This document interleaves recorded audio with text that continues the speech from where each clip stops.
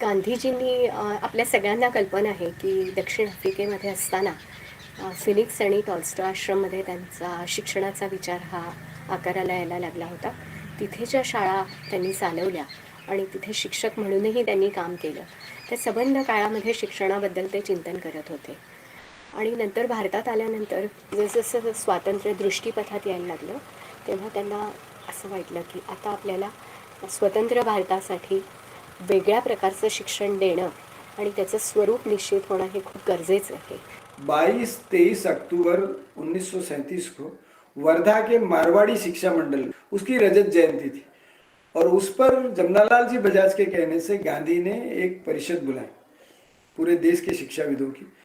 उसमें डॉक्टर जाकिर हुसैन थे, खुशहाल शाह थे, जेएनयू से कुछ लोग थे जिसको आज बोला जाता है दिल्ली का जो जेएनयू है, विनोबा उसमें थे. 70-75 लोगों के बीच में वो 2 दिन की मीटिंग हुई और उसमें ये तय हुआ कि हिंदुस्तान में शिक्षा कैसी होनी चाहिए. उस लिए जो समिति बनी उसका नाम हुआ हिंदुस्तानी तालीमी संघ और उसके जो पहले सेक्रेटरी बने वो थे डॉक्टर एडवर्ड विलियम आर्य नायकम और उनकी पत्नी आशा देवी आर्य नायकम. तो वो उसके सेक्रेटरी हो गए और आशा देवी सह सेक्रेटरी हो गए और 1 महीने के भीतर पूरा करिकुलम डिजाइन किया इन 3 लोगों ने मिलकर के और वो बापू को सादर किया.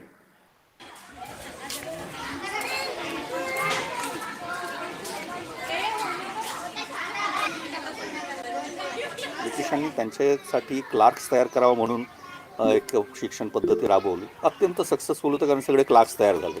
पण त्याच्यातनं भारतासाठी भारताच्या सर्व कानाकोपऱ्यात जाणारं शिक्षण तयार झालं नाही. 2005 साली या विद्यालयाची सुरुवात झाली. पण ज्या ऐतिहासिक प्रांगणामध्ये हे विद्यालय आहे ही जागा पूर्वीचं हिंदुस्थानी तालिमी संघ त्याची आहे आणि आता अखिल भारतीय नई तालीम समिती म्हणून या संस्थेचं बदललेलं नाव आहे. ही संस्था आनंद निकेतनचं संचालन करते. इथे जो ऐतिहासिक प्रयोग आहे नई तालीमचा आणि गांधीजींनी स्वतः ज्याचं उद्घाटन केलं होतं असा तो प्रयोग या ठिकाणी झाला. जवळजवळ 40 वर्ष तो चालला आणि त्याचं नेतृत्व EW आर्य नायकम आणि आशा देवी आर्य नायकम या दोघांनी केला होता आणि त्या अर्थानं ही ऐतिहासिकदृष्ट्या अतिशय महत्त्वाची अशी जागा आहे.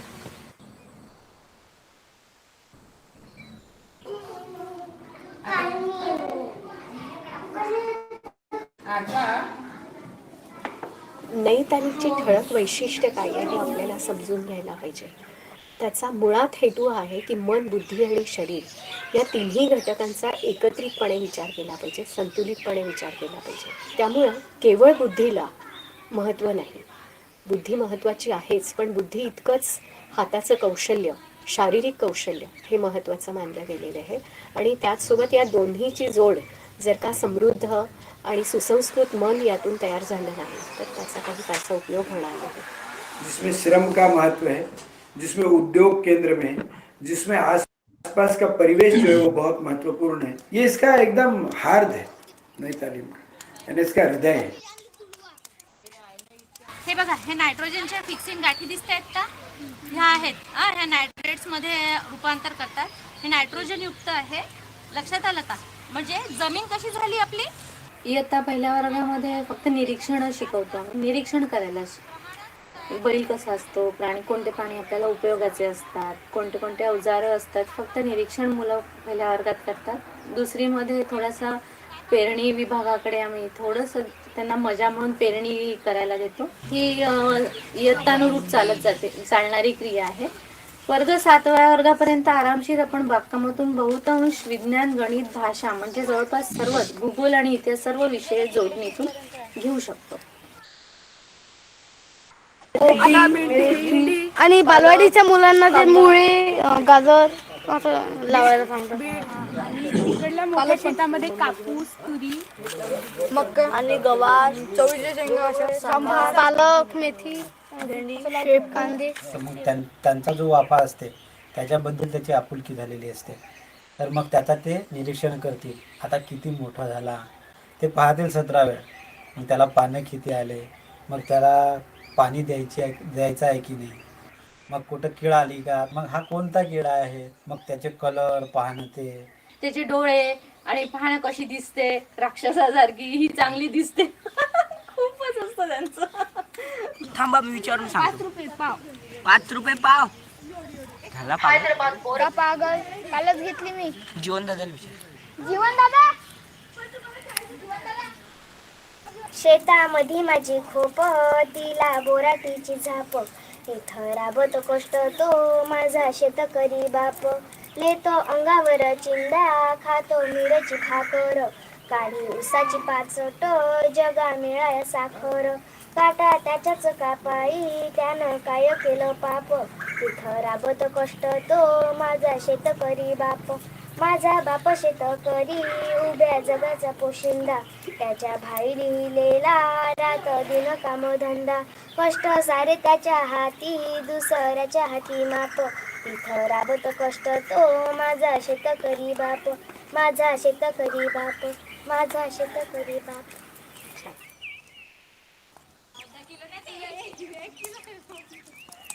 दुसरं जे उत्पादक काम आम्ही घेतलं ते म्हणजे वस्त्रकला. वस्त्र ही पण आपली गरज आहे.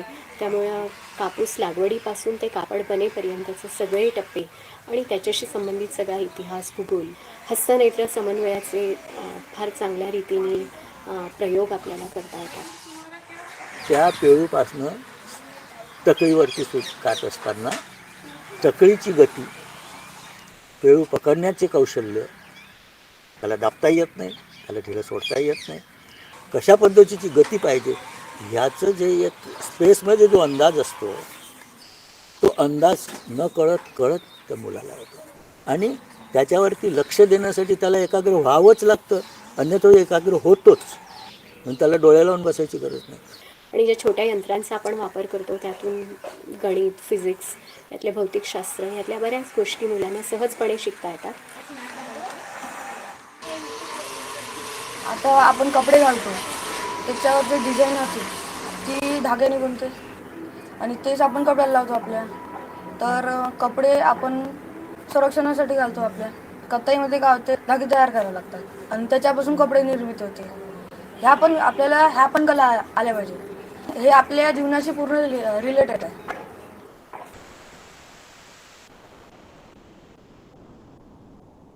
तिसरं अन्नाचाच दुसरा भाग, अन्न प्रक्रिया आणि आपलं आरोग्यविषयक एक समज निर्माण होणं, आरोग्य चांगलं ठेवता येणं, स्वयंपाकाचं काम आणि आरोग्य शिक्षणाचं काम, हाही एक नई तालीमचा एक महत्त्वाचा भाग बनला. तर 1000 ग्रॅमचे अर्धे केले, ठीक आहे.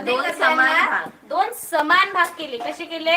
2 समान. हे किती ग्रॅम होतील आणि हे किती ग्रॅम होतील? हे किती ग्रॅम? 500 ग्रॅम. हे किती ग्रॅम? प्रत्येक वर्गाला स्वयंपाक आहे आणि त्यांच्या त्यांच्या पातळीनुसार आहे. जसं पहिलीची मुलं गॅसचा वापर करू शकत नाही, तर त्यांना त्यांच्या लेवलनुसार कच्चा चिवडा किंवा सरबत आहे. दुसरीला दुसऱ्या लेवलनुसार, असं प्रत्येकाला त्यांच्या याच्यानुसार हाताळता आलं पाहिजे आणि त्याचा उपयोग त्यांना घरीही करता आला पाहिजे. जसं अंकुरित कडधान्याची उसळ हा एक स्वयंपाक घेतला तर उसळ कशी केलेली आहे, तर त्याची मांडणी करणे, घटनाक्रम लिहिणे, काय कशानंतर काय केलेलं आहे, त्यावरून आपण भाषा पण मुलांची तपासू शकतो की प्रत्यय लावणे, वे लावणे, हे सगळं. त्या गणित मध्ये जसं पाव, किलोग्रॅम, एका स्वयंपाकामधून आपण वेगवेगळे विषय हाताळू शकतो आणि मुलांना प्रत्यक्ष कृतीतून जास्त प्रकारे शिकवू शकतो. नैतालीम शिक्षणामध्ये मुलं आणि मुली हे एकत्रित काम करतील, एकाच टाईपचे काम करतील. तिथं तुम्हाला पाठ्यपुस्तकात मुलगी वाढते आणि मुलगा जेवताय हे दिसणार नाही. मुलं मुली दोघेही स्वयंपाक करतील, मुलगा आणि मुलगे दोघे एकत्र बसून जेवतील, एकत्र शाळेत जातील सायकलीने. आज आपल्याला असं म्हणता येणार नाही, स्त्री जर का काम करणार असेल तर पुरुषांनीही जसं बाहेर ते काम करतात तसंच घरातही सहकार करणं हे गरजेचं आहे. आणि स्त्रीचं ते काम महत्त्वाचं समजून घेणं आणि त्याला मूल्य असणं हेही महत्त्वाचं आहे. ही सगळी कामं मुलगेही शिकून घेतील आणि त्यातला विचारही सगळे मुलगे आणि मुली समजून घेतील. याबाबत विद्यालय अतिशय दक्ष असतं. स्वयंपाक करणं शिकवतात आम्हाला, म्हणजे जेवढ्या पण आपण भाज्या खातो त्या सगळ्या त्या कशा बनवायच्या, त्यांचे वैशिष्ट्य, पराठे पराठे पराठे शेवयांची खीर. बागकामात जर नुसतं खोदकाम वगैरे राहते तर ते मुली पण करतात. आणि मोठं आता एखादी वस्तू जड असली तर उचलायसाठी मुलं नसली तर मुली पण जातात. कारण की कधी घरी बाई राहिली नाही तर ते पण आलं पाहिजे ना माणसाला शिजवता वगैरे, नाही तो उपाशी मरणार आहे. म्हणून ते शिकायला पाहिजे आणि असा भेद नाही करायला पाहिजे म्हणजे मुला मुलींचा. मुलं स्वतःला खूप वरिष्ठ समजायला लागेल तर मग ते चालणार नाही, कारण मुली पण आहे या जगात, मुली पण आहे. मुलांपेक्षा मुली पण आता खूप काही बनवून राहिल्या.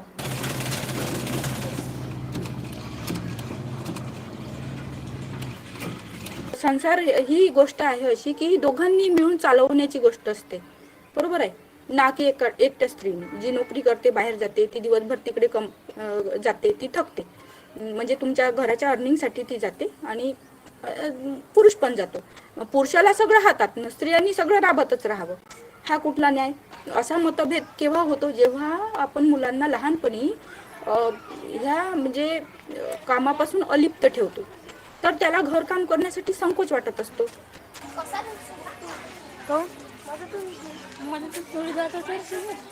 तो 2012 में जो सम्मेलन हुआ उसमें प्रस्ताव हुआ। उस प्रस्ताव में ऐसा था कि we are again recommitting ourselves to establish Nai Talim. हम फिर से नई तालीम को पुनर्स्थापित करने के लिए कटिबद्ध है। तो ये सब लोग आकर के हमको मिले, पुराने लोग, नए लोग, और एक कारवा बन गया है। चौथं काम ते म्हणजे स्वच्छतेचं.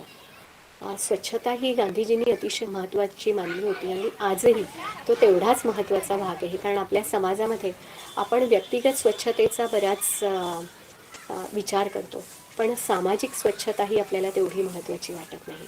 आणि सगळ्या विद्यालयाचा परिसर हा शिक्षक आणि विद्यार्थी मिळून स्वच्छ करत असतात.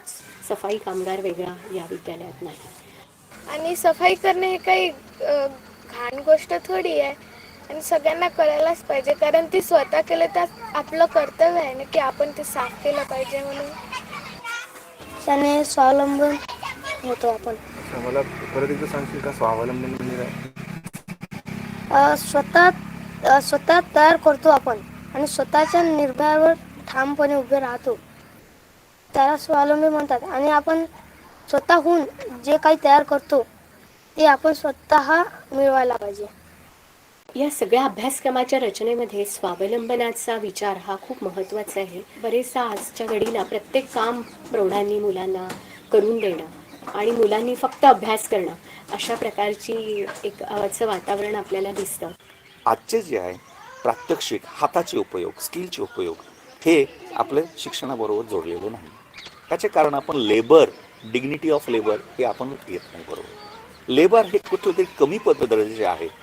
श्रम हे लोकांनी करू नये, फक्त एअर कंडिशन ऑफिसमध्ये बसून काम करावं, अशा पद्धतीचे जेव्हा आपले अप्रोच होते त्यावेळेला त्या व्यक्तीची ॲप्लिकेशन ओरिएंटेड लर्निंग बंद होतं. बऱ्याच पालकांना असं वाटतं की हाताने काम करत असताना मुलांचं शिक्षणाकडे दुर्लक्ष होतं का, आणि पालकांना प्रत्यक्षामध्ये काम आणि ज्ञान याची नीट बांधणी होते आणि कशी होते हे माहिती नसतं. त्यामुळे त्यांना अशी वाटणारी एक त्यांची अँझायटी किंवा त्यांच्या मनातली एक चिंता ही आपण समजून घेण्यासारखी आहे. आणि ज्या उत्पादक कामांच्याबद्दल मी आपल्यासमोर मांडते हे नाही तालीमचे जे महत्त्वाचे पैलू आहेत, त्यामध्ये जे विविध विषय मुलांना शिकावे लागतात त्या विषयांची अगदी नीटपणे अनुबंध साधता येतो. आणि त्यामुळं जे बौद्धिक शिक्षण महत्त्वाचं आहे असा आजचा समाज किंवा आजच्या सामान्य शाळा आणि पालकांना वाटत असतं, ते सगळं नैतालीमध्ये सहजपणे होणं शक्य आहे. उपयोजनाच्या पातळीवर त्यांना जाता येतं आणि त्यामुळे ते अधिक स्पष्ट होतं आणि अधिक चांगल्या रीतीने त्यांच्या जवळ ते राहतं. तर मी हा एक मुलगा आहे, तर खातो हे क्रियापद. खातो हे क्रियापद. आता तो त्याला काय करणार आहे, टाकणार आहे. आता समजा जर आपण बागकाम आणि स्वयंपाक आणि इतर अशा गोष्टी ह्या समजा जर आता बाद केल्या, तर या बाद तर औपचारिक शिक्षण पद्धतीतही झालेल्या आहेत. मग औपचारिक शिक्षण पद्धतीत या सगळ्या गोष्टी बाद झालेल्या आहेत, म्हणून तिथला रिझल्ट किंवा तिथला परिणाम किंवा तिथले जे विद्यार्थी आहेत हे फार मोठ्या प्रमाणावर IAS झालेले आपल्याला दिसतात का, IPS अधिकारी झालेले ते दिसतात का. मग हा प्रश्न असा निर्माण कसा होतो की इथे आपण मुलांना अधिक वेळ देतो म्हणून त्याच्याशी तो थोडासा डायव्हर्ट होईल, त्याचं थोडंसं दुर्लक्ष होईल. म्हणून आता विद्यार्थी जर बागकाम करतो आहे आणि त्याचा जर 1 तास तो ते बागकामामध्ये देतो आहे, तर तो बागकाम करत असतानाही तो मराठी भाषा शिकतो आहे, तर बागकाम करत असतानाही त्याच्यातलं विज्ञान तो शिकतो आहे. म्हणजे विषयानुरूप संकल्पना तो बागकामामधून तो हळूहळू विकसित करतो आहे. पण या संकल्पनाच्या माध्यमातून घेणारं जे शिक्षण आहे किंवा प्राप्त झालेलं शिक्षण आहे, हे नंतर त्याच्या वैयक्तिक जीवनामध्ये एक नागरिक म्हणून तो सुदृढ होऊ शकतो. आणि आज आपल्या देशाला सुदृढ नागरिकांची म्हणजे सर्व अंगाने परिपक्व नागरिकांची आवश्यकता है. शुरू में ऐसे ही लग रहा था कि ये सब झाड़ू मारना, पेड़ पौधे लगाना, मिट्टी का काम करवाना, ये सिलाई वगैरह ये अच्छा नहीं लग रहा था कि लड़के के हिसाब से वो अच्छा नहीं लग रहा था. लेकिन बाद में जब वो बताए टीचर लोगों ने कि ये सब ज़रूरी है, और हम लोगों को भी ऐसा लगा कि अगर कभी घर पे कोई रहा नहीं रहा और वो काम अगर वो सीख लेते हैं तो कभी दिक्कतें नहीं आना चाहिए. और सिखाने के एक तरीके हैं, एकदम प्रेम से सिखाते हैं बच्चों को. ये थोड़ा तरीके अच्छे लगे टीचर लोगों के. आपण बाकी शाळेत बघतो की सगळेच मुलं मोठे होऊन डॉक्टर, वकील, इंजिनियर, सगळे पैशाच्या याच्याकडे की मी मोठं होऊन डॉक्टर बनेल एवढा पैसा. पण या शाळेत नाही. या शाळेतला विद्यार्थी असा म्हणतो की मी मोठं होऊन बनेन, पण त्याच्या आधी मी एक स्वतंत्र नागरिक बनेन, देशाची सेवा करेन, समाजाची सेवा करेन किंवा आजूबाजूने जो पीडित वर्ग आहे त्यांची सेवा करेन. आणि माझेही मुलं डॉक्टर, वकील, इंजिनियर नाही बनले तरी पण एक चांगले नागरिक बनावं, समाजाची, देशाची सेवा करणं त्यांचाही हातभार असावा.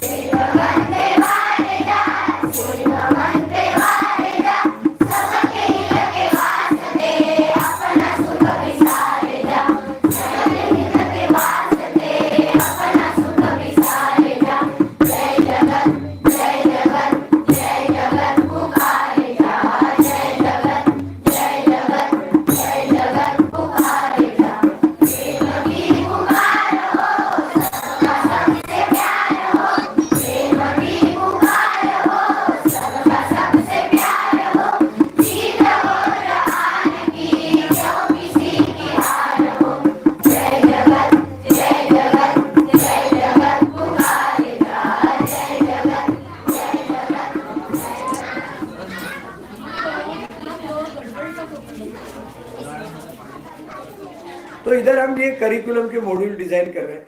दूसरी तरफ हमारा तमिलनाडु में सम्मेलन है अगला, फिर उसके बाद केरल में होगा, फिर कर्नाटक में होगा। हम सभी प्रदेशों में सम्मेलन करके प्रदेश की इकाइयाँ बना रहे हैं और उसमें सारे नए लोग जुड़ेंगे। फिर वो लोग अपनी तरह से अपने स्कूलों में इन मॉड्यूल्स को लगाएंगे। इस तरह से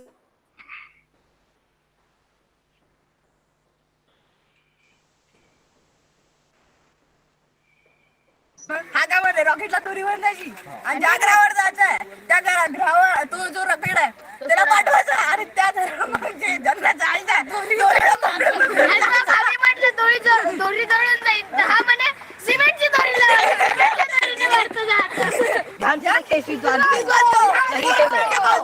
यही है वो जो डायरेक्ट बराक ओबामा को फोन लगाते यही है।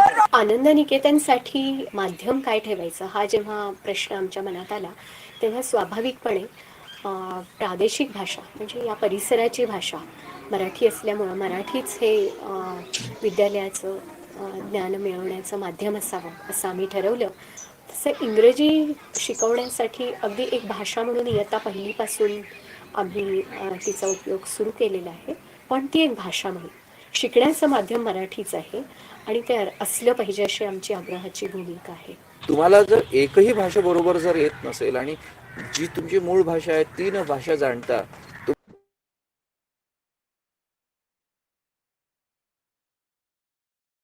ते भाषेमध्ये ज्या त्रुटी असतात किंवा भाषेमधले जे क्षमता आहेत त्यातून माणसाची जी निर्मिती होते त्यापासून तुम्ही दूर राहा। म्हणून इंग्रजी ही उत्तम आली पाहिजे, पण त्यासोबतच स्थानिक भाषा मातृभाषा ह्याच्यावर पण तुम्हाला सुरुवातीच्या काळामध्ये खूप भर देण्याची गरज आहे। आपल्याला त्या विद्यार्थ्याला घडवायचं असेल तर बोलीभाषा फार महत्त्वाची आहे, कारण ती त्याची मातृभाषा आहे। त्या मातृभाषेतून त्या बोलीभाषेतून त्याला हळूहळू बाहेर काढायचं म्हणजे प्रमाण भाषेकडे त्याला न्यायचं आहे। परंतु मूळ बोलीभाषा तीही दुर्लक्षिल्या जाऊ नये, कारण त्याला घडवणारी ती बोलीभाषा आहे। अभी कई लोग एकदम इंग्लिश में जाते बोलते कि हम लोग इंग्लिश है, बच्चे इंग्लिश पढ़ना चाहिए, इंग्लिश से सिखाना चाहिए, लेकिन बच्चा एकदम इंग्लिश है तो नहीं सीख जाता। जो अपनी इधर की भाषा है उसी से सीखना चाहिए ना।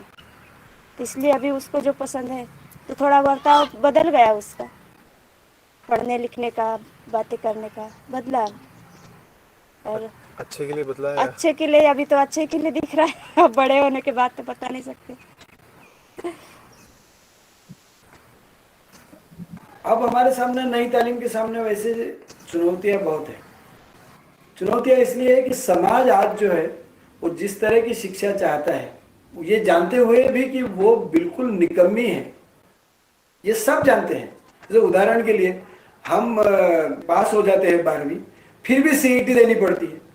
आप एमबीबीएस हो जाते हैं, फिर एमडी के लिए सीईटी देनी पड़ती है। इसका मतलब ये शिक्षा जो है ये खुद ही खुद को काट रही है, खुद ही खुद पर अविश्वास बता रही है।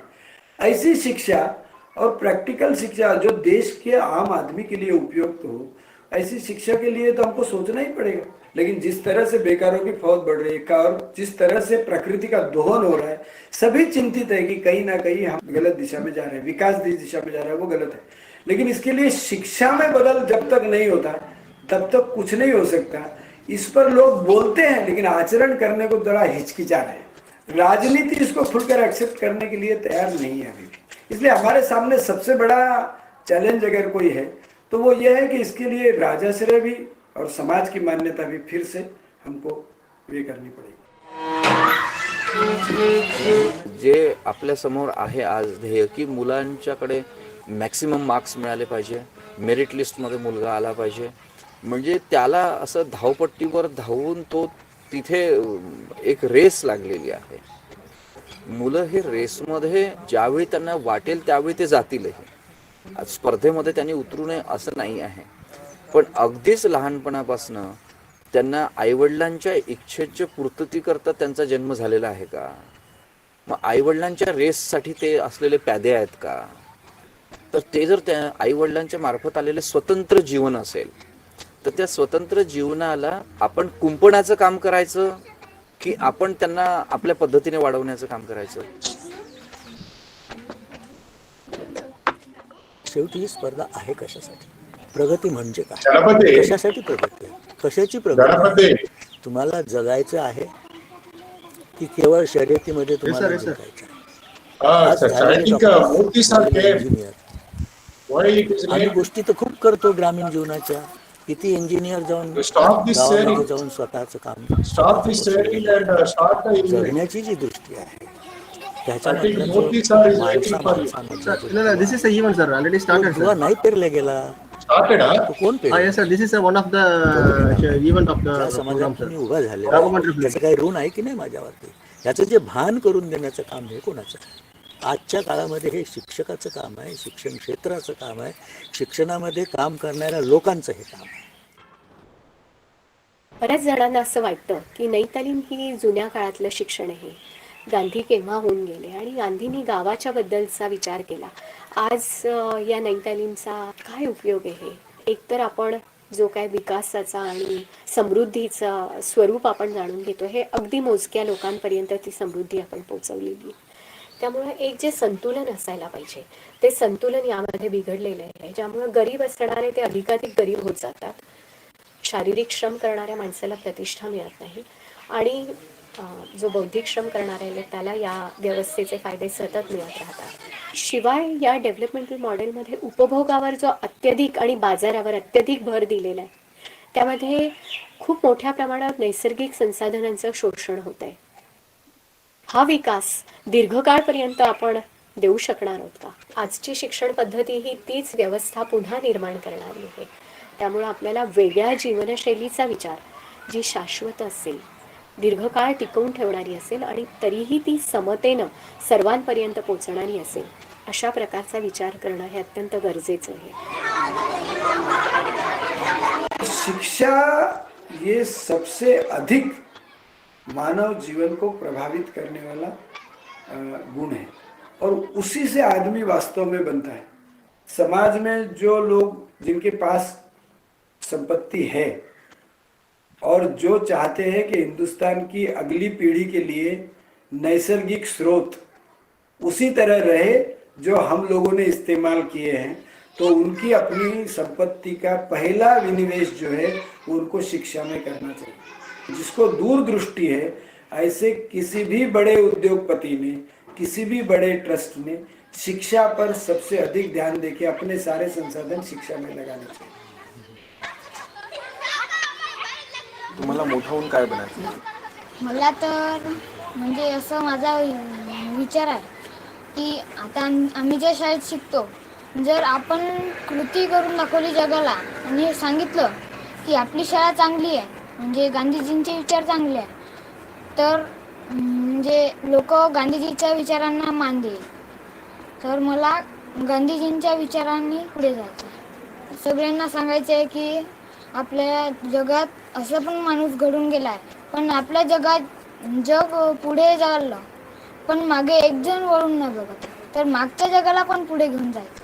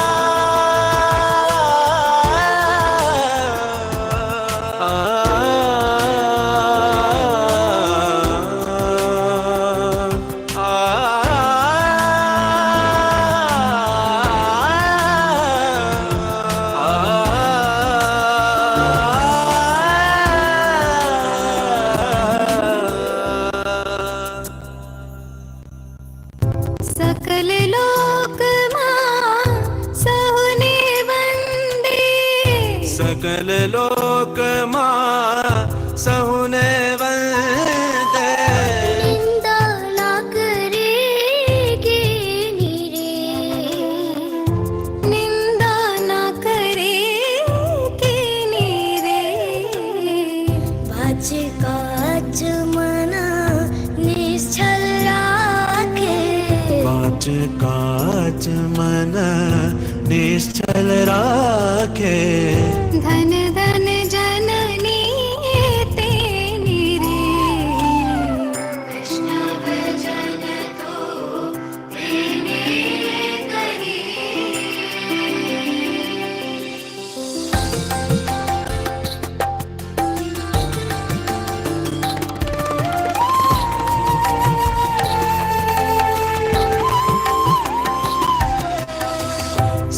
समदृष्टीने तृष्णा त्यागी, समदृष्टीने तृष्णा त्यागे, पर स्त्री जेने मात रे, पर स्त्री जेने मात रे, जेवा थकी असत्य न बोले, जीवा थकी असत्य न बोले, पर धन न बजाले हाथ रे, कृष्ण भजन तो तेने करी।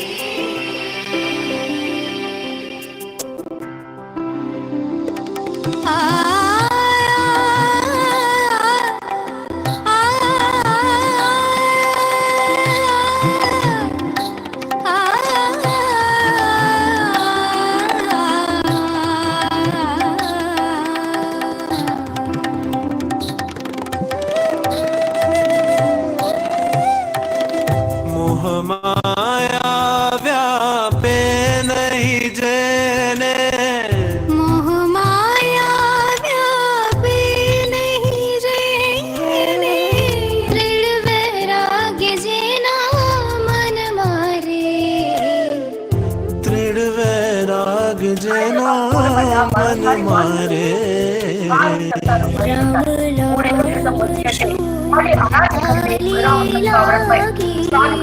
राम नाम शु ताली लागे, सकल तीरथ तेना तन मारे, कृष्ण भजन तो तेने करी।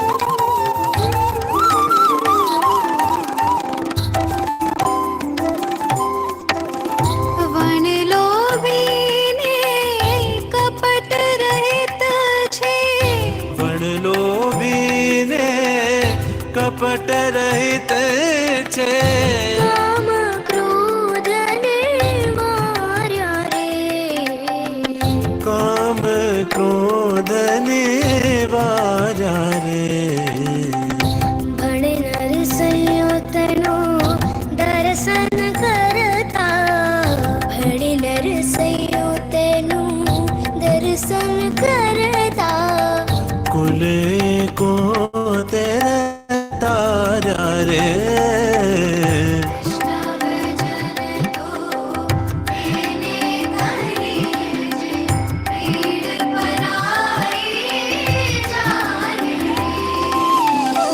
पर दुखी उपकार करे तोय, पर दुखे उपकार करे तोय, मन अभिमान हारे,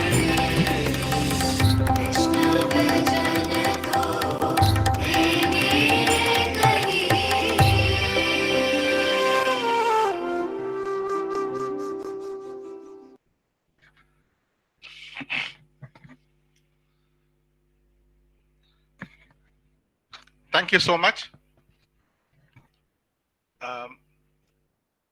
It's really wonderful to have you all the dignitaries across the world, from South Africa, from different parts of India.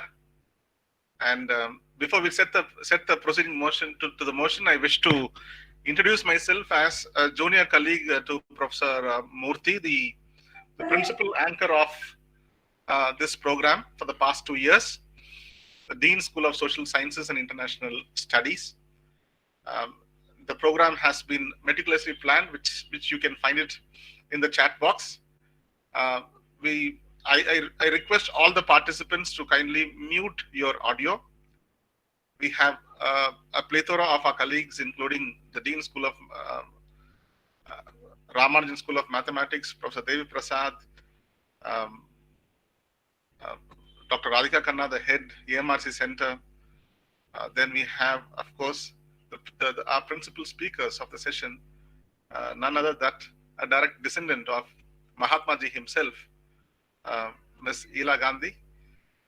We wish now, before going to the proceedings, I wish our Dean, Professor Murthy, to kindly welcome the participant speakers as well as our audience across the globe. Over to Professor Murthy. Thank you. Can you hear? Can you hear from me? Hello? Yes, sir, you're audible. Yes, sir. Thank you very much. I'm very happy, extremely happy today to see my sister Ela Gandhi, who came and joined very early than many Indians. She is so particular about the timing. I'm very much overwhelmed by the way that she responded to our humble invitations for this humble ceremony that we are conducting in a very, very typical conditions, very difficult conditions, pandemic. I'm referring to pandemic. In fact, overwhelmed by looking at Phoenix settlement shown. Last night we attended a very big conference.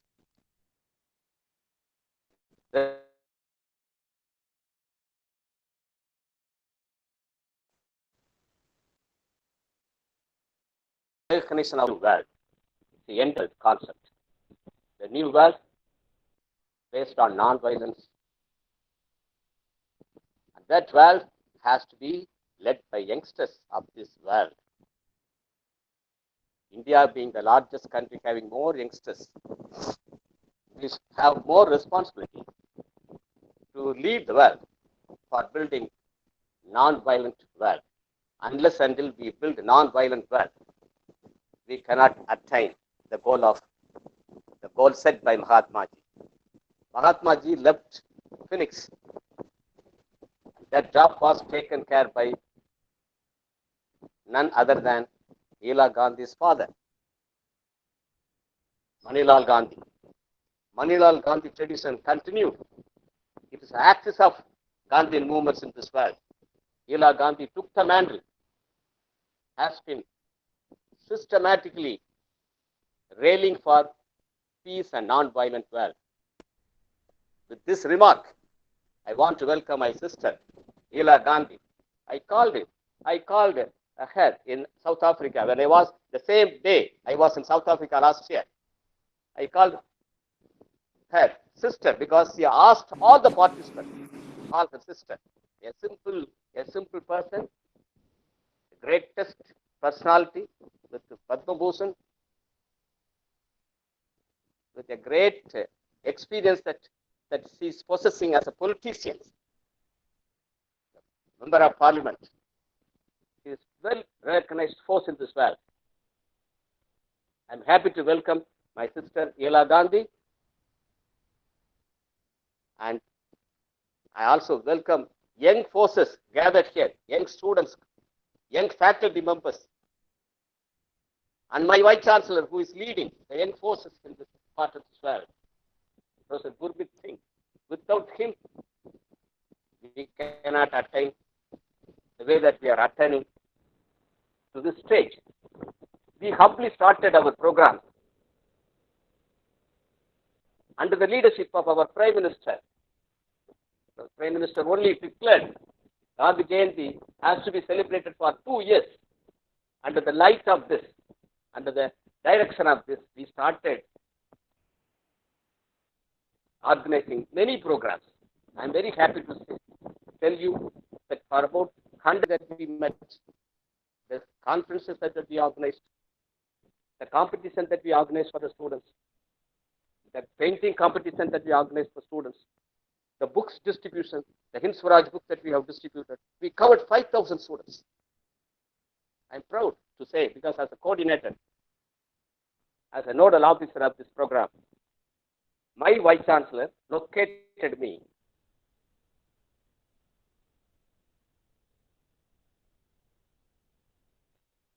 the trust that he entrusted on me. Then accordingly I did. I am happy that my colleagues and all supported me. Accordingly, the program is so successful. We got a kind of friendship from South Africa. When I visited South Africa, we got a number of friends. They came openly to help me. And they were also responsible for boosting this program that's happening in India. In fact, we had a kind of idea of having physical kind of conference inviting our Ila Gandhiji. Unfortunately, because of coronavirus, that we are now in the virtual world. But I feel sometimes the virtual is more friendly, more meritorious. It knows nothing except merit. I can play well due to technology. Nobody can prevent me. Whereas physical things sometimes happen. You have just now seen a movie on Aam Aadmi movie. I call it as Aam Aadmi movie. That movie is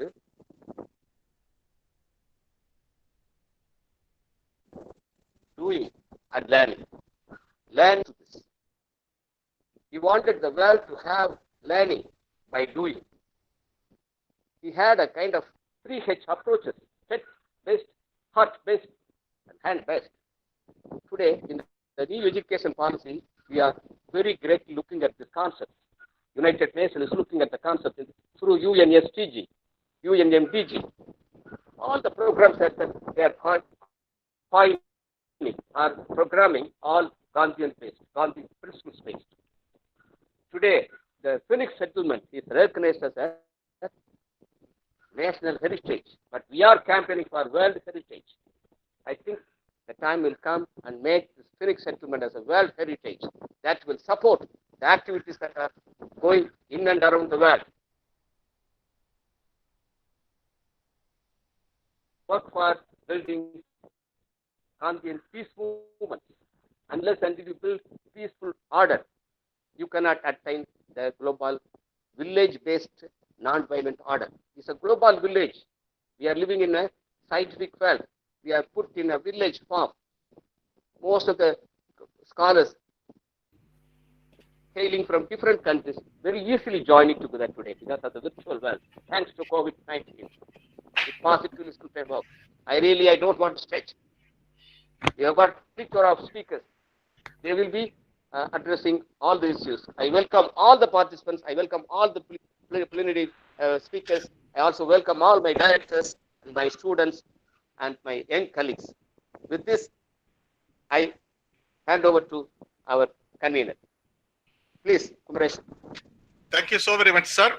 In fact, you have really set the motion on. We have more than 146 audience today. We wish all the people to stay connected, stay put connected until the end of the program, because this is a very rare occasion which is not affordable, absolutely not affordable, to have none other that,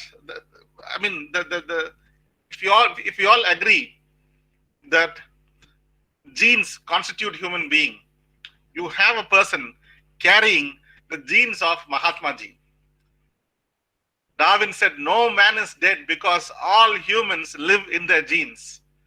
Now, what could be a better moment of pride for our university, for the country, to have the person who is a reminiscence of the great man who is indispensable to run this world even after 150 years.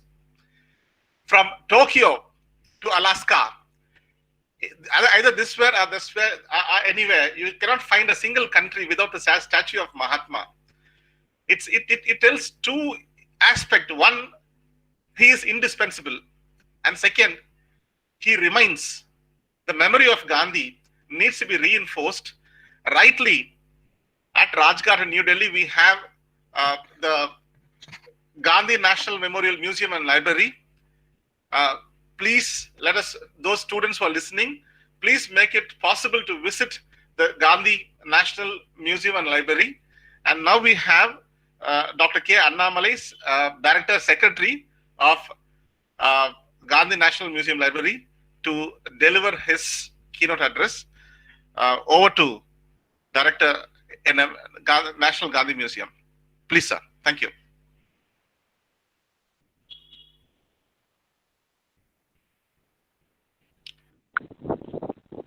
Please unmute the mic.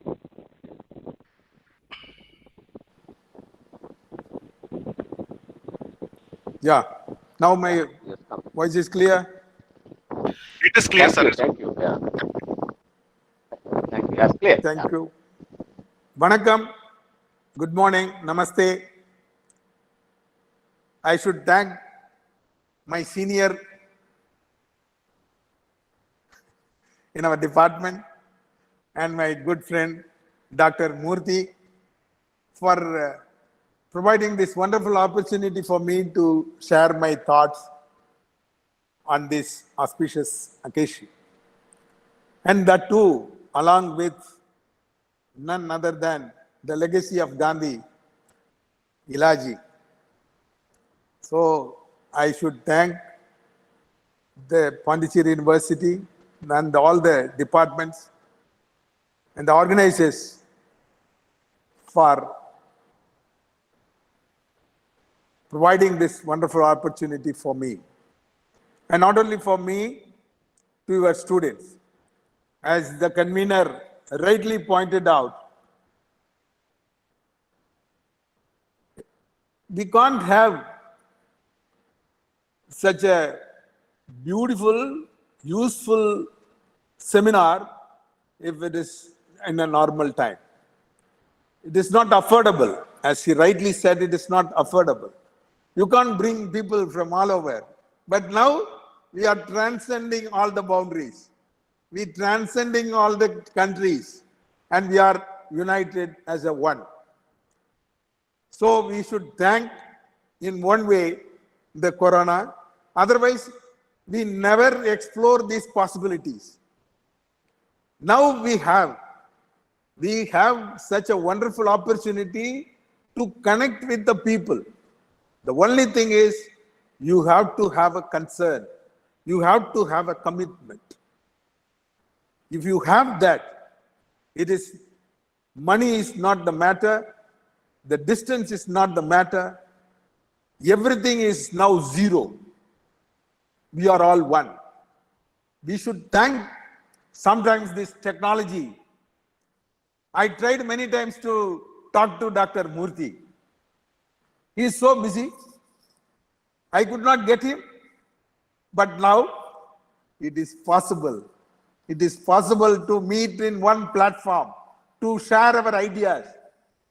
Therefore, we should not waste our time. Now, the time is very, very conducive. We can do anything we want. And Gandhi has given a wonderful path, the path of non-violence, the greatest contribution to the world. When United Nations declared this day as a day of non-violence, the United Nations recognizes the contribution of Gandhi. If you go back to history, from 1915 to 1945, I should not talk about the international politics when Dr. Murthy is here. But I am dare to talk to international politics. Pardon me. In 1915 to 1945, It was a very important period in the history. So many wars. In Europe, the First World War, the Second World War, there are so many wars. The world leaders believed that violence is the way out to settle our disputes. And war is the ultimate solution for settling our disputes among the nations. The leaders stockpiling the weapons, the weapon of mass destruction, because they thought weapons will bring peace. But at the same time, at the same period, Gandhi waged a non-violent war. When the whole world believed that indentured labor is an acceptable norm of social system, he opposed it. When the whole world believed in violence, Gandhi proposed a non-violent alternative. He waged the non-violent way, non-violent war, satyagraha.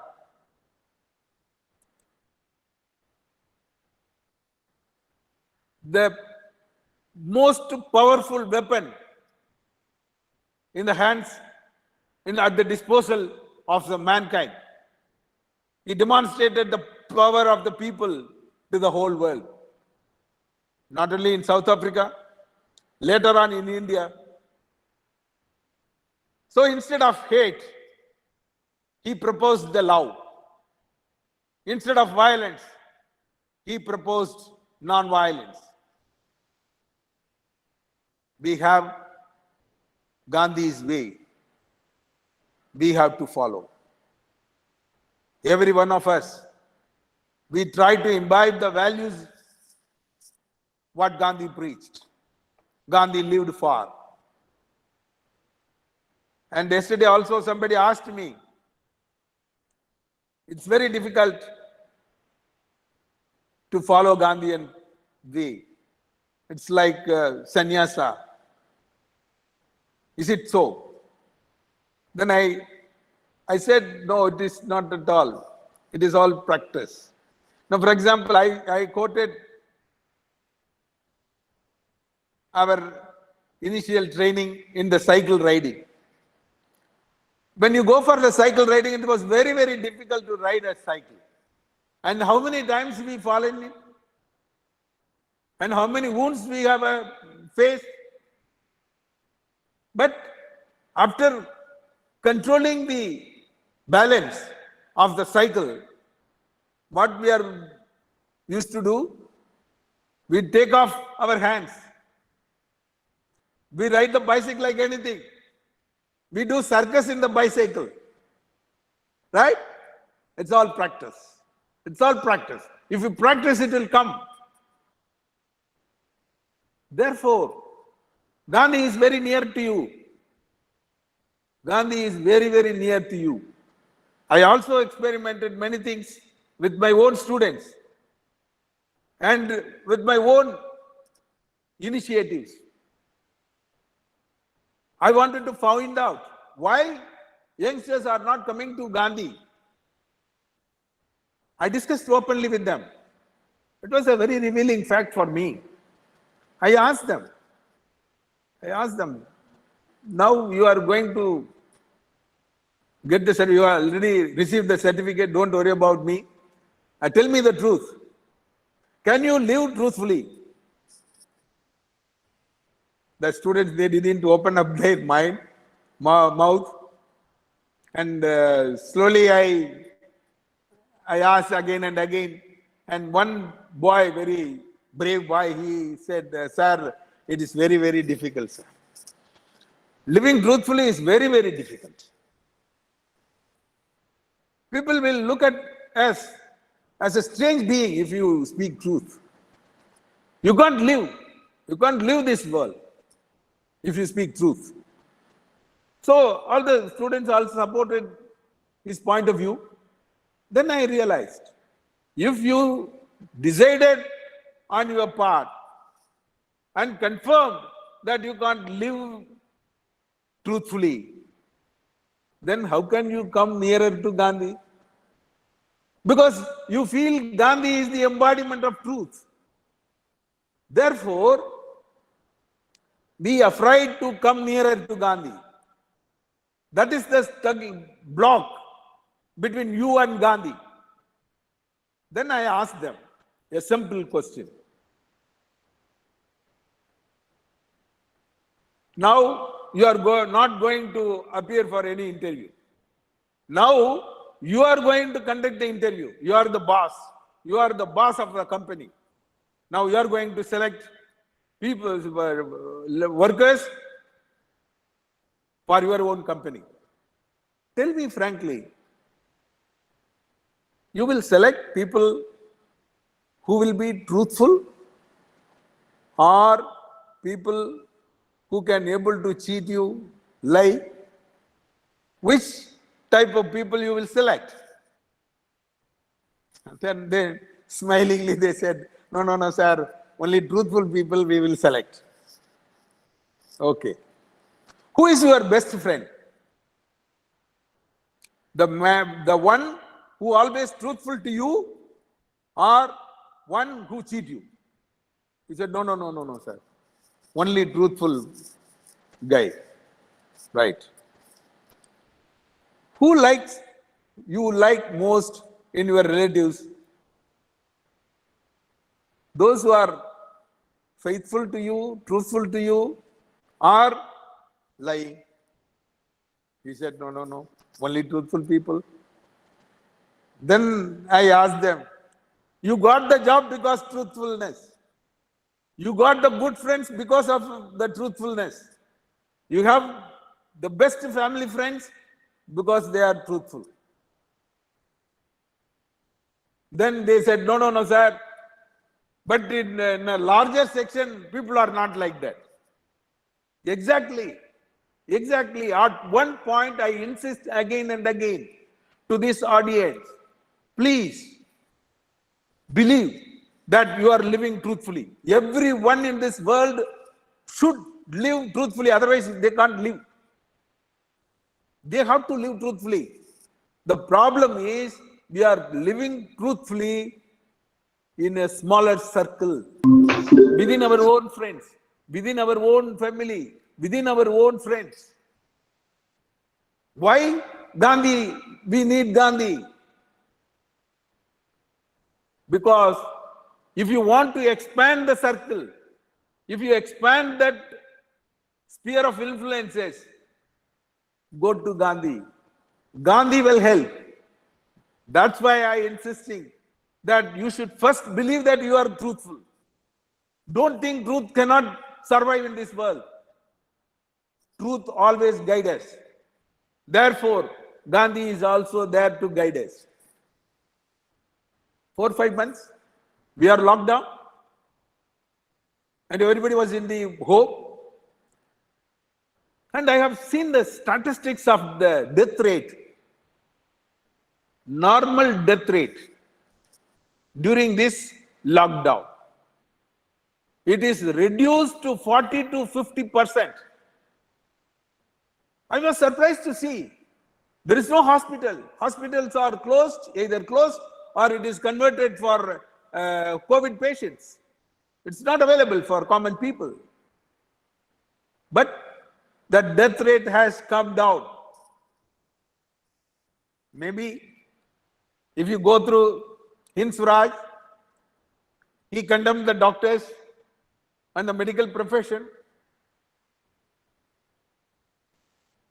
Maybe because all the hospitals are closed, we are living healthy life. We are leading healthy life. Maybe that's one reason. Another important reason is the pressure on our work. The anxiety mounted in our body, in mind. The traveling, the mental tension, all relaxed this 4 or 5 months. I'm looking at the positive side of the lockdown. It has happened. It has happened. We are all healthy. It's my personal experience. I also checked my blood pressure and I also checked my blood sugar. It was every time low. I took a lot of food, sweet, everything. But my blood sugar level was so low. How it is possible? Therefore, the simple living and high thinking proposed by Gandhi is still relevant. The urban and rural divide is so much today. And cosmopolitan cities are growing like anything. When you see the statistics, which place is most affected place? All the cities, the cosmopolitan cities like Bombay, like Chennai, Delhi, Kolkata, Trivandrum, all these places. Therefore, but at the same time, if you look at the village area, they themselves safeguarded themselves. Somehow, this corona effect will not touch them alone, though economically it affects us. But villages are very, very safe. Therefore, we should revisit our development strategy. If we are thinking that we should provide employment to all, then we have to select a technology which will provide employment to all. If we have surplus labor, we should go for labor-intensive technology. If you have capital, then you can go for capital-intensive technology. But we are capital-scarce country, and we are expecting capital from outside. Therefore, our technology for our own India, the labor-intensive native technology is the best suited technology. Therefore, Gandhi proposed, instead of mass production, go for production by masses. If you go for mass production, it will make more surplus. The more surplus, if you go to the individual, what will happen? The richer will become more richer and the poorer will become more poorer. The disparity between the richer and poor, the gap between the rich and the poor will be widened. Therefore, he suggested, if you take the process of production by masses, it not only take care of the production, it also take care of the production, the process, and the distribution. The distribution of income is very, very much needed. And you are all professors. I don't know how many professors from economic department. That trickle-down theory has failed in India. Not only in India, all over the world. So if you produce more and that will benefit all, will not serve in this country. Therefore, we have to involve all the people in the productive activity. We have before, when I was a small child, we have involved in our own family. We have also involved so many economic activity within our home. But it is not for marketing. Non-marketing economic activity is our basis of our economic self-reliance. The villages, they worked very hard, not for marketing, for their own self-reliance. Therefore, we have to go for self-reliant economy. And some professor, he asked me from Australian University, Sir, Gandhi suggested this village economy, village self-reliance. Can you think village economy is possible in today's context? I asked, yes, if you think it is not possible, tell me, can you show one self-reliant town?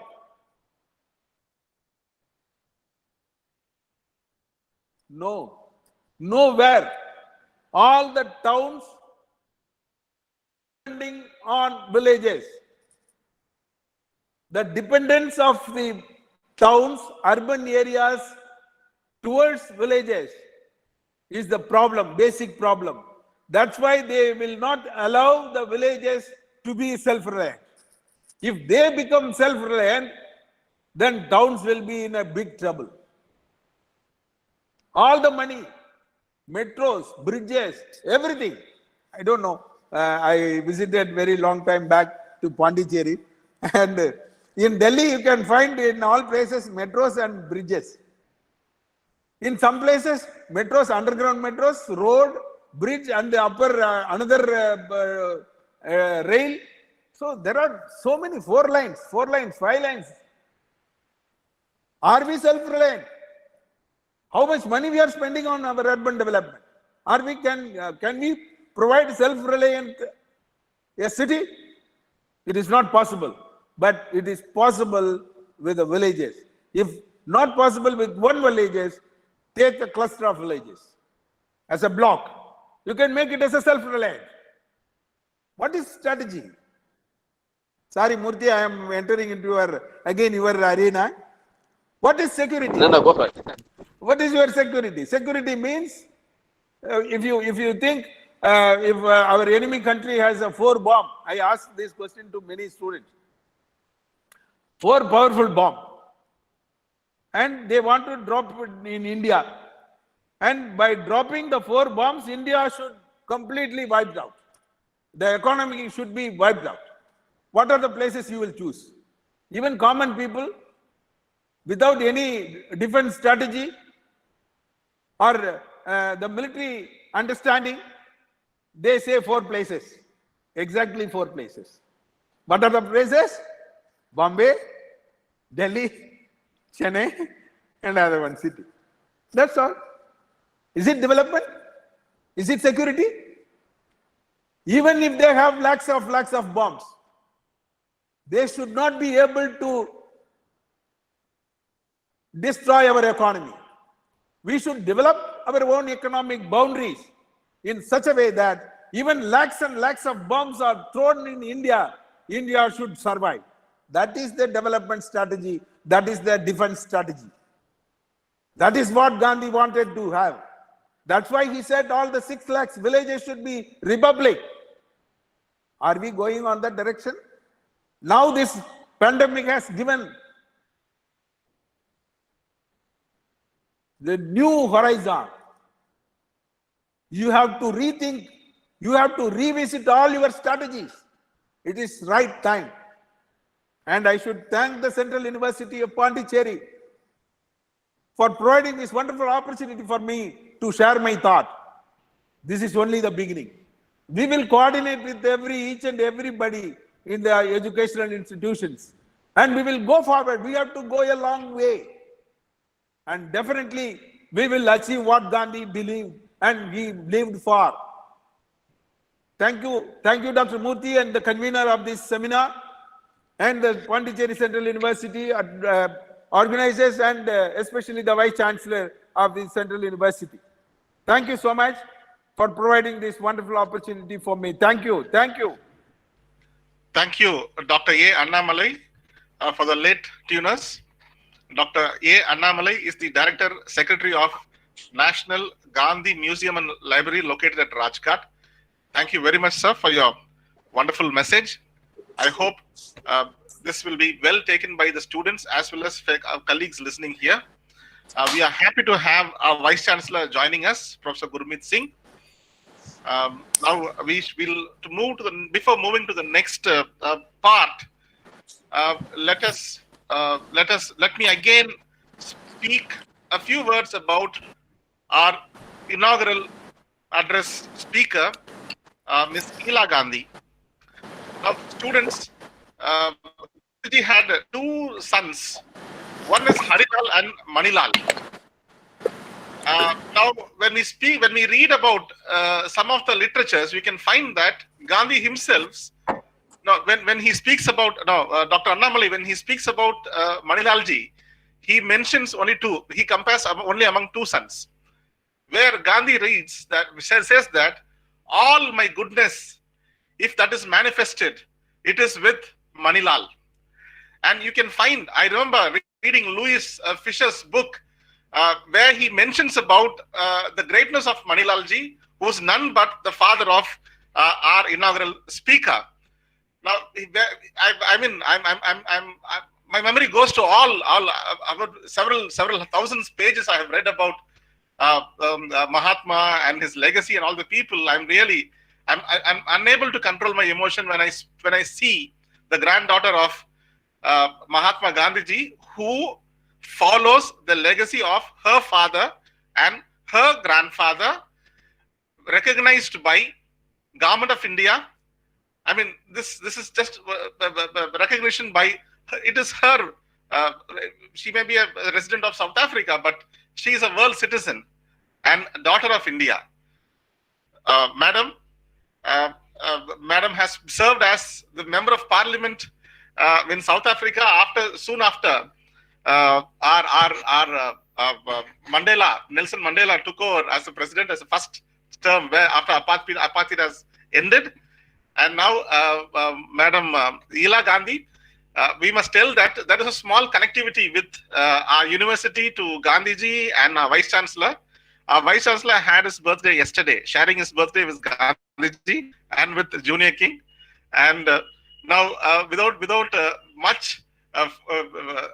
taking much time, I wish Madam to please deliver your inaugural address. Over to Madam Gandhi, please. Thank you.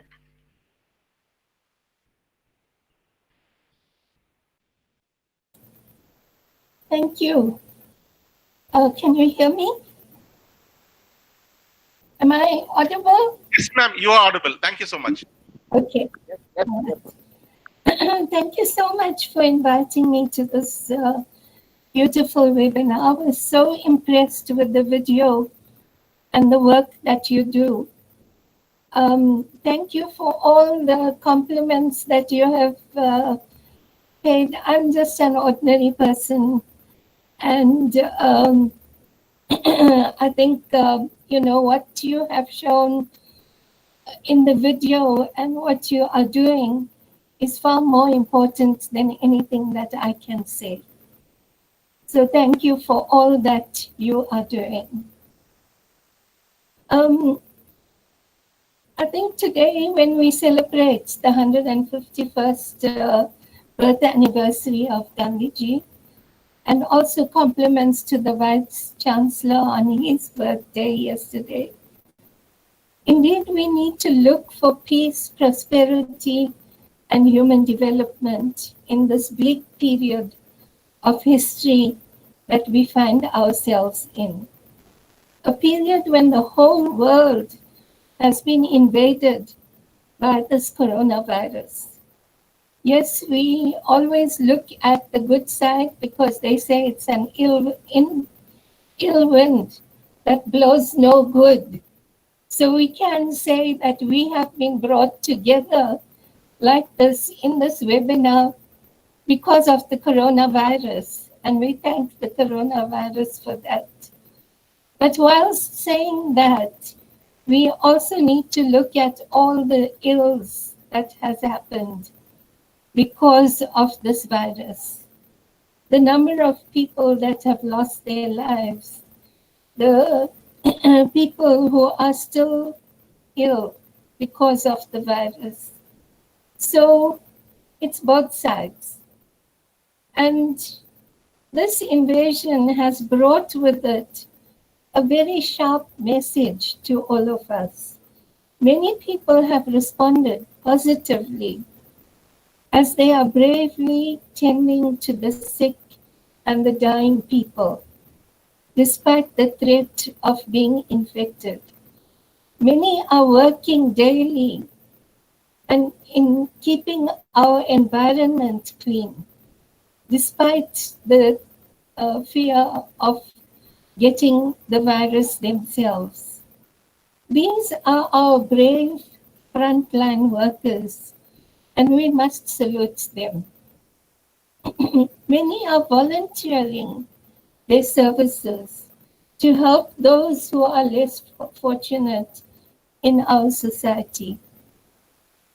Despite the threat, and many are finding the spirit of compassion in their hearts and giving generously to feed the millions of people who would otherwise be starving because of loss of employment, loss of income, and so on. So we see the generosity of spirit, we see the compassion, we see the bravery, and we see an excellent service being delivered. The human spirit of goodness is being exposed. On the other hand, we also see the darker side of humanity. We witness the violence. I know, I'm not sure what's happening in India, but I know in South Africa, by being under lockdown, many people are, becoming violent and assaulting their families. Domestic violence has increased in South Africa. Corruption, we see that has increased. We see greed, which is also increasing. People who are taking away food and money that is supposed to go to the poor, they are taking it for themselves. So that's the dark side that we see. Gandhiji said that we all have a bad side and a good side, and that we have to learn to control the bad and to nurture and grow the good. This is what he tried to do in his work when he worked with the opponent, with his so-called enemy. When he worked with the opponent, he tried to help them to see the better side of themselves and to try and change them and make them see the compassion, the truth within their souls and begin to make that change. So his non-violence was not just about defeating somebody, but it was about changing people, which is what happened at Phoenix Settlement. It was a change in his own personality, Gandhiji's personality. And he did this through inner strength. He looked within himself and mobilized the strength that he had within himself. So the best way he found is to always be positive, to see the good. Forget about the bad. When you look at literature, there's a lot of literature that we are exposed to. Look for the good literature because that will develop you. That will help you. So spread positive messages and remain truthful, like Annamalaiji said, and remain devoted to good spirit, not dwelling on the negative and spreading negativity, which always spreads more rapidly than good. We can see that through our newspapers and everything. We see that the message of the bad things go faster than the message of the good that millions of people are doing.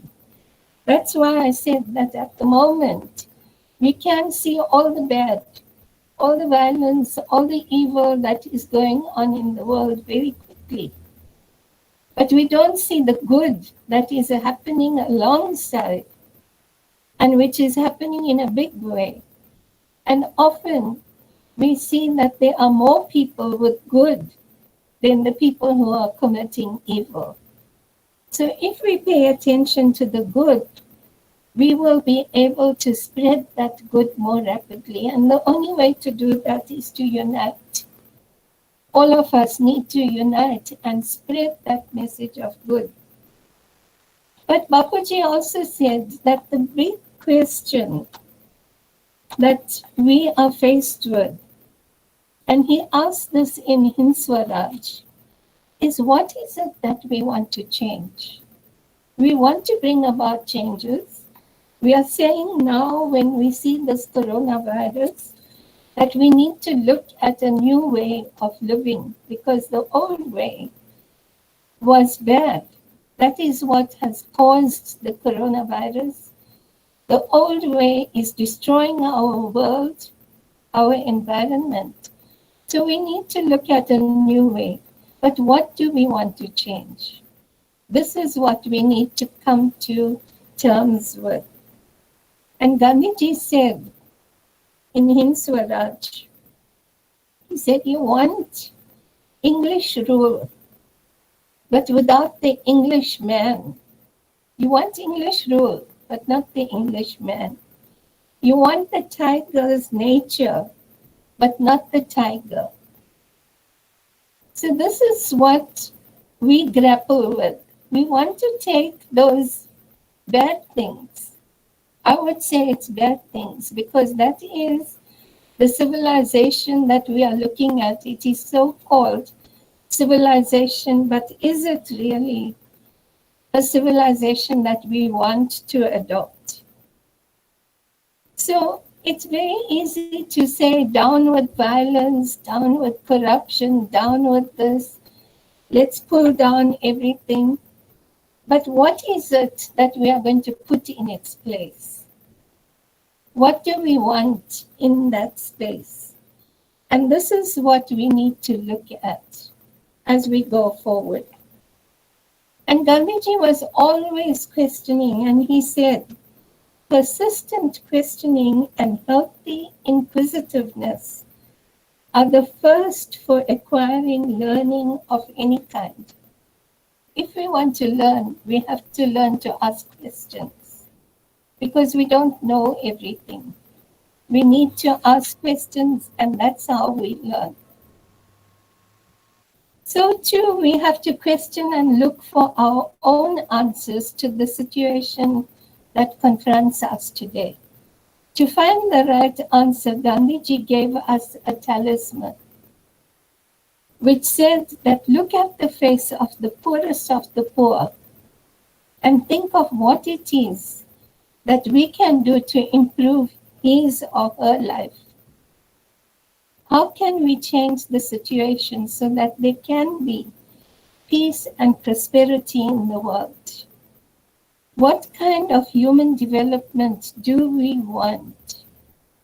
And some of the things that you have exposed in your video, like looking at equality or equity between the gender equity, looking at breaking down all the barriers that we have put up, barriers of race, class, culture, caste, all those things need to be broken down. And so how do we look at that kind of development? How do we do it?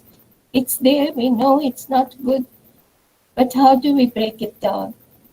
And I'm looking at three possible ways. There are many, but I just want to look at three possible ways. And the first one is to improve our education system, which you have shown so beautifully, so that the engineers, the educators, the lawyers, the doctors that we talk about, and Gandhiji spoke about them in Hind Swaraj, that we also become not just educators or lawyers or doctors, but good human beings. And that is the bottom line of education. Not just producing good professionals, but producing good human beings. We begin to think differently. And that different thought is from the materialism that we see today to more creative and self-sufficient human beings. Again, we saw that in your education system where you pay attention to making things with your hands. That is creativity. You're giving expression to that creativity. If you can have that creativity then you will always be able to survive beautifully. Now, under the lockdown, many people succumbed because they couldn't take it. They couldn't take staying at home. It was becoming boring for them. But if they had some skill to do things with their hand, they would be able to occupy themselves beautifully. They don't need to go out. They can sit at home and do things, produce things, repair things in the house, around the house, and do many creative things which will make them happy and able to survive in that situation. So Gandhiji, now if we look at the change that he talked about, in 1904, he began to look at a new way of life.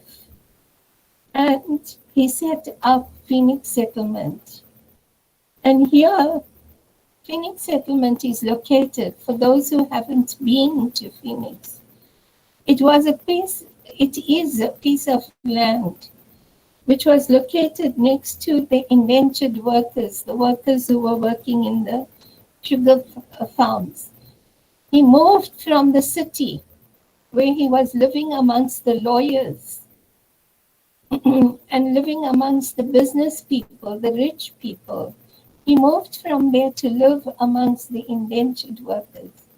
That is what you see in India as well. These settlements are located where the poor people are, where the workers are, not in the cities. So this was the first settlement, and that is what he thought of. Let me go and live with them and experience what they are experiencing. So he left the luxuries of the city and went to live there. There were also two settlements next to Phoenix Settlement, the Shembe and the Dubé Settlement, where a lot of African people were living. And he went to live there amongst them because he wanted to see how they live and how he can also learn from them. So this is what he did. And there he learned how to till the soil, keep cleanliness, do all the work himself. And this again you have shown in your film. So I won't go into detail about that, but this is what he learned over there. So the first thought is away from a materialistic thinking to a simple way of thinking about values more than materialism. Changing your lifestyle and looking at cooperation and communal living rather than competitiveness. So you do away with the competition, the idea of competition. Who is better? How can I beat somebody? Not that I want to do something good because I want to do it, because I want to be proud of myself by producing it, but because I want to beat someone else. Now, as long as those kinds of thoughts remain in our minds, we are going to continue on that materialism path. So we need to look at this other path. And thought is very important in producing that kind of thought. So we all have, we've been talking about and discussing the Bapuji's ideas and translating them into action. Because that is what Bapuji did. He didn't only think, but immediately he got into his mind, he read this book. You'll see it in his autobiography, that's coming from Johannesburg to Durban by train. He read this little book by Ruskin, which he has, called it Sarvodaya. Because the thought in his mind changed from what is good for me to what is good for everyone. Sarvodaya means the good of all, for everyone. He read that book and immediately he decided to get Phoenix Settlement to buy and change his lifestyle. So this is what we need to think about. The minute we begin to see that this is the way that we should go, then we should be walking on that path. Not saying that, okay, this is the way, but I can't do it. It's too difficult. Let's go the other way. It's easier, it's better, it brings more happiness. But that happiness is temporary. The other happiness is a longer term happiness. And therefore, we need to change that to put action into our words and our thoughts. So that's the first lesson, that Gandhiji taught us. The second thing that I want to talk about is how we can make an impact on society. How can we've got these thoughts and we are doing these things. You are teaching. You are putting that, implementing that. How are you going to make an impact on other schools? How can you change other people from teaching the way they are teaching? Many schools are actually teaching the way of materialism. They are making their students feel that getting a certificate is the most important thing. Making a lot of money is the most important thing. You can make it anyhow. Do wrong things and make money, that's fine. But as long as you make the money. So these are lessons that we learn in other places. How can you influence those schools? So this is an important consideration. And Gandhiji said that a certain amount of physical harmony and comfort is necessary. But above that certain level, it becomes a hindrance instead of help. This is the lesson that we have to teach. Not that you become a complete ascetic or a yogi, or you go into the, village and you meditate and become a sadhu or something like that. Gandhiji enjoyed life. Dr. Annamalai has said that Gandhiji enjoyed cycling, he enjoyed other things, even played cricket and football, and did a lot of walking. He loved nature. And so it wasn't that he didn't like life or he didn't enjoy life. It's just how do you enjoy? What is enjoyment? Is enjoyment going to the 5-star hotels, going and gambling? Is that enjoyment? Or is there another form of enjoyment that we can produce for ourselves? So that is what we need to bring out. Another form of enjoyment. Don't make it boring. And I see that in your school, that the children were enjoying playing with the clay, making things with the pottery, doing embroidery work, sewing, and all those kinds of things. But let them enjoy it. So, don't force them into it. They must enjoy it. And that is how we bring about the change. So that's the second point. How do we impact on society? We impact on society by making it enjoyable and showing others that this learning can produce excellence, but through simple ways. How you taught mathematics and all that, through simple ways and enjoyable ways. And reproduce that to others. So let that video go viral. Put it on the social media. You see all the negative things going viral on social media. Let your lessons go on social media and let people learn from that. The third thing that I want to talk about is good citizenship, because citizenship is important. And Gandhiji said that, we oppose bad laws. There are many injustices, we oppose them and we fight against them. But there are a lot of good laws that we have to obey, like the traffic laws and many other.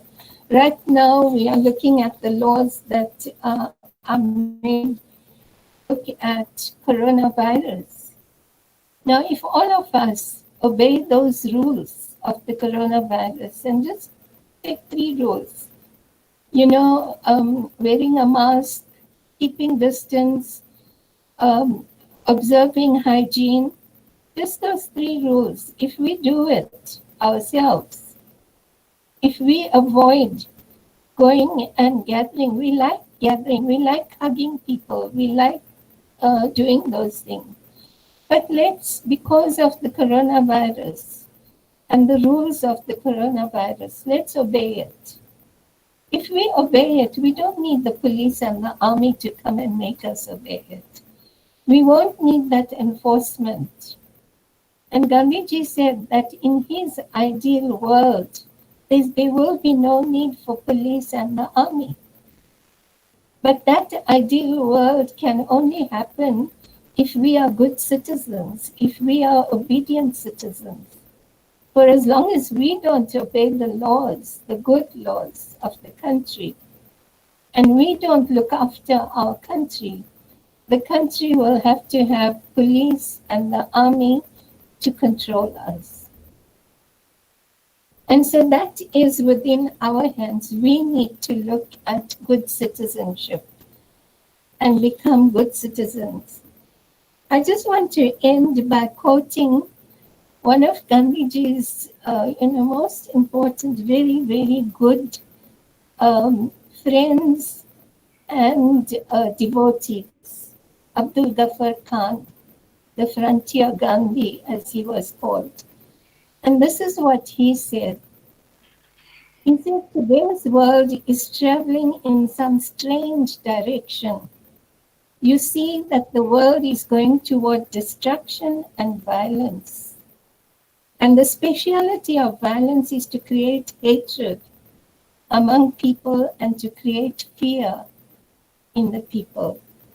I am a believer in nonviolence, and I say that no peace or tranquility will descend upon the people of the world until nonviolence is practiced.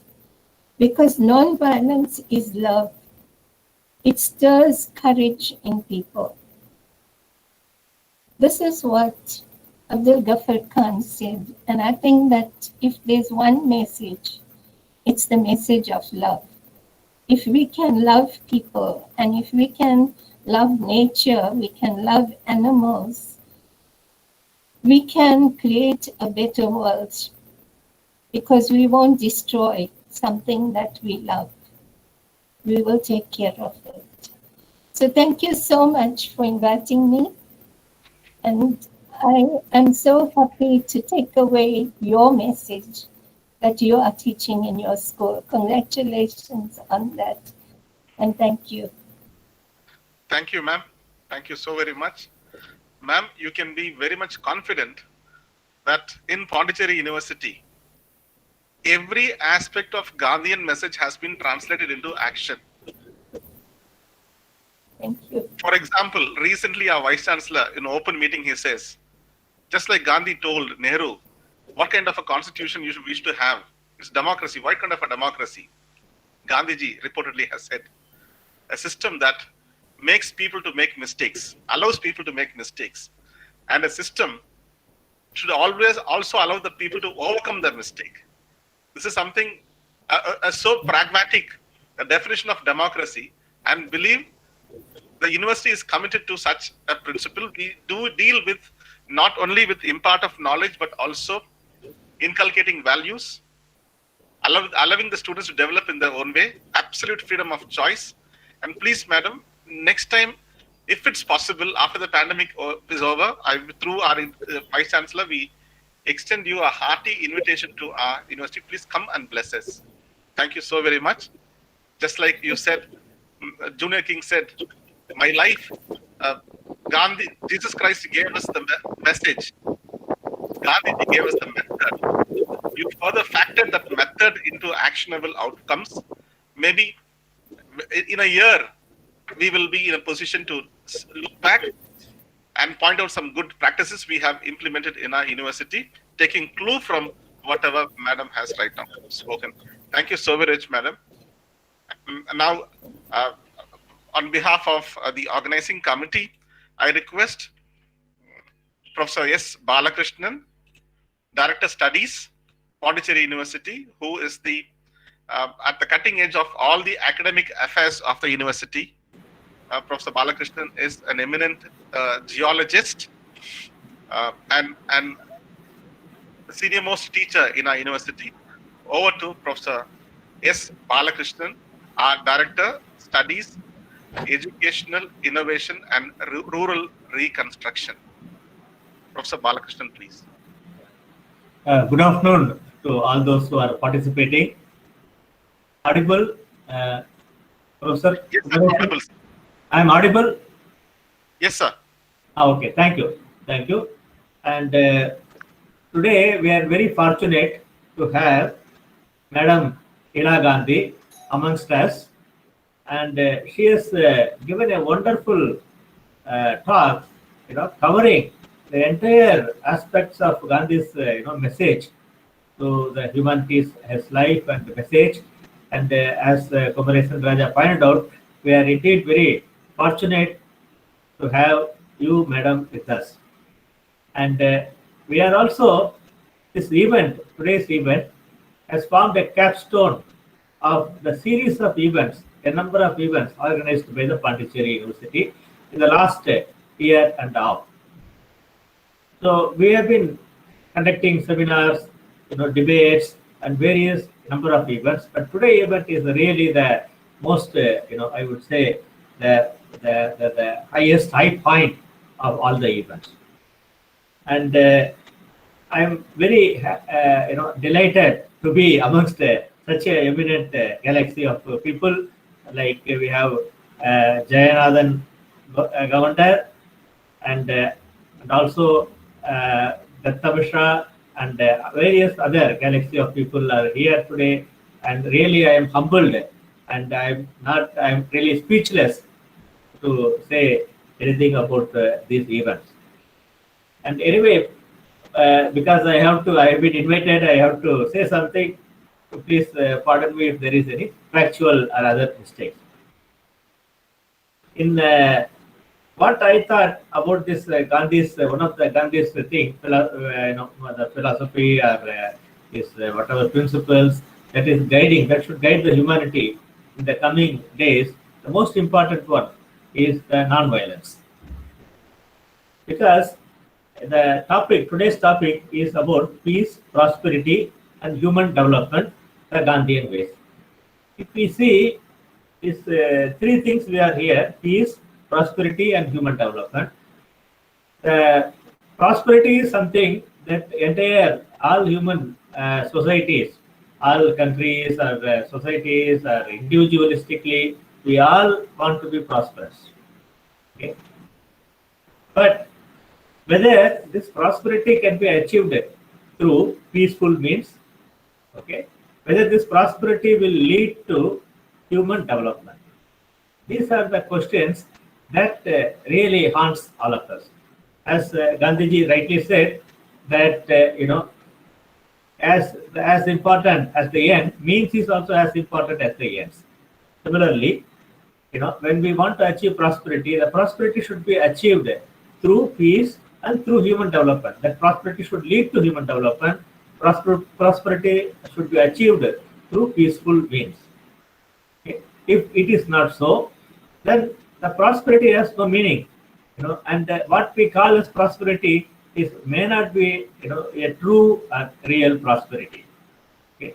It is like if somebody gets a large amount of money by some illicit ways, what happens? You will never see such a person using that money properly on productive things, he will lose the money also as quickly as he earned. Again, making himself to go back to the same illegal ways of earning money. Whereas a person who earns through proper way, through a legal way, he tends to put his money into more productive things, more useful things for the society. Okay, so that is where doing the just before the independence also the Gandhiji enunciated the concept of trust. The forming a trust, which the trust will establish the industry. The industry should think about their industry as a trust. Something similar to that. So either you look at it individualistic as a society, as a country, or as a region, or as a world in total, whatever scale you look at it, prosperity therefore should be achieved through peaceful means, and the prosperity also, as a result of prosperity, what we want is the human development. I really congratulate our the organizers, particularly Professor Murthy, for choosing this type of right topic, which makes us to think. Then the other issue about this thing is this: prosperity also means that not only human prosperity, if human beings have to be prosperous, we need entire, all other matters or living matter on the earth to be prosperous also. So, for example, we cannot say we will destroy all the animals and live prosperously. No, it is not possible. Or we cannot say that we will get rid of all the forest. We want trees, so we will cut out all the trees or all the plants. No, will we be able to live prosperous with prosperity? No, it may be short-lived. By cutting trees, a country may earn a lot of money, but after some time, the country as a society will face serious problems, serious economic problems. It is like, your prosperity is going to be only a short-lived one. You cannot have this prosperity forever. So, if human society on the earth, anywhere on the earth and on the earth, wants to be prosperous, we have to recognize that all other, human, non-human living things have to be also prosperous. We have to coexist with them. We have to learn to coexist, and they are also, providing us a lot of services and important things to us, humankind. If we disturb that ecosystem, then it is going to be, a catastrophe is awaiting for the humankind, and forget human development, human survival itself will become a big question mark. Like today we are facing, that human survival is now under threatened. Similarly, the other thing that regarding this prosperity piece is interlinked to non-violence, the concept of philosophy of non-violence. Non-violence can be taken up at different levels. We can think of non-violence. One is the non-violence, as we commonly known to a layman, as as that we should not, harm others, or we should not harm other fellow human beings, or we should not hurt, we should not indulge in non-violence means. Or non-violence can be also used as a means to achieve certain, struggles. Like we have seen about the independence struggle which India went through non-violence means, and also various rights of people. Whether it was initiated by Martin Luther King, or Nelson Mandela in South Africa, all these struggles are also used non-violence as one of the, major, you can say, you can quote this weapon. I don't want to use the word weapon, but we can use it as a kind of a means to achieve our goals. So that is one way of looking at non-violence. So this also is initiated by the saint, philosopher, and poet Thiruvalluvar, about more than 2,000 years ago. Just let me read his couplet that Inna Saidare Orthal, our Nana Nandayam Sedibidal. It means that those who harmed a fellow human being harms us, the best way to, kind of punish him is to do good to him, so that he realizes, and he realizes or he feels that he has done such a thing to, to the fellow human being. So that is the best way. Instead of, it is similar to what Jesus said. If somebody slaps, you show the other. It goes in one step further. You don't not only show the other this thing. You do good to him.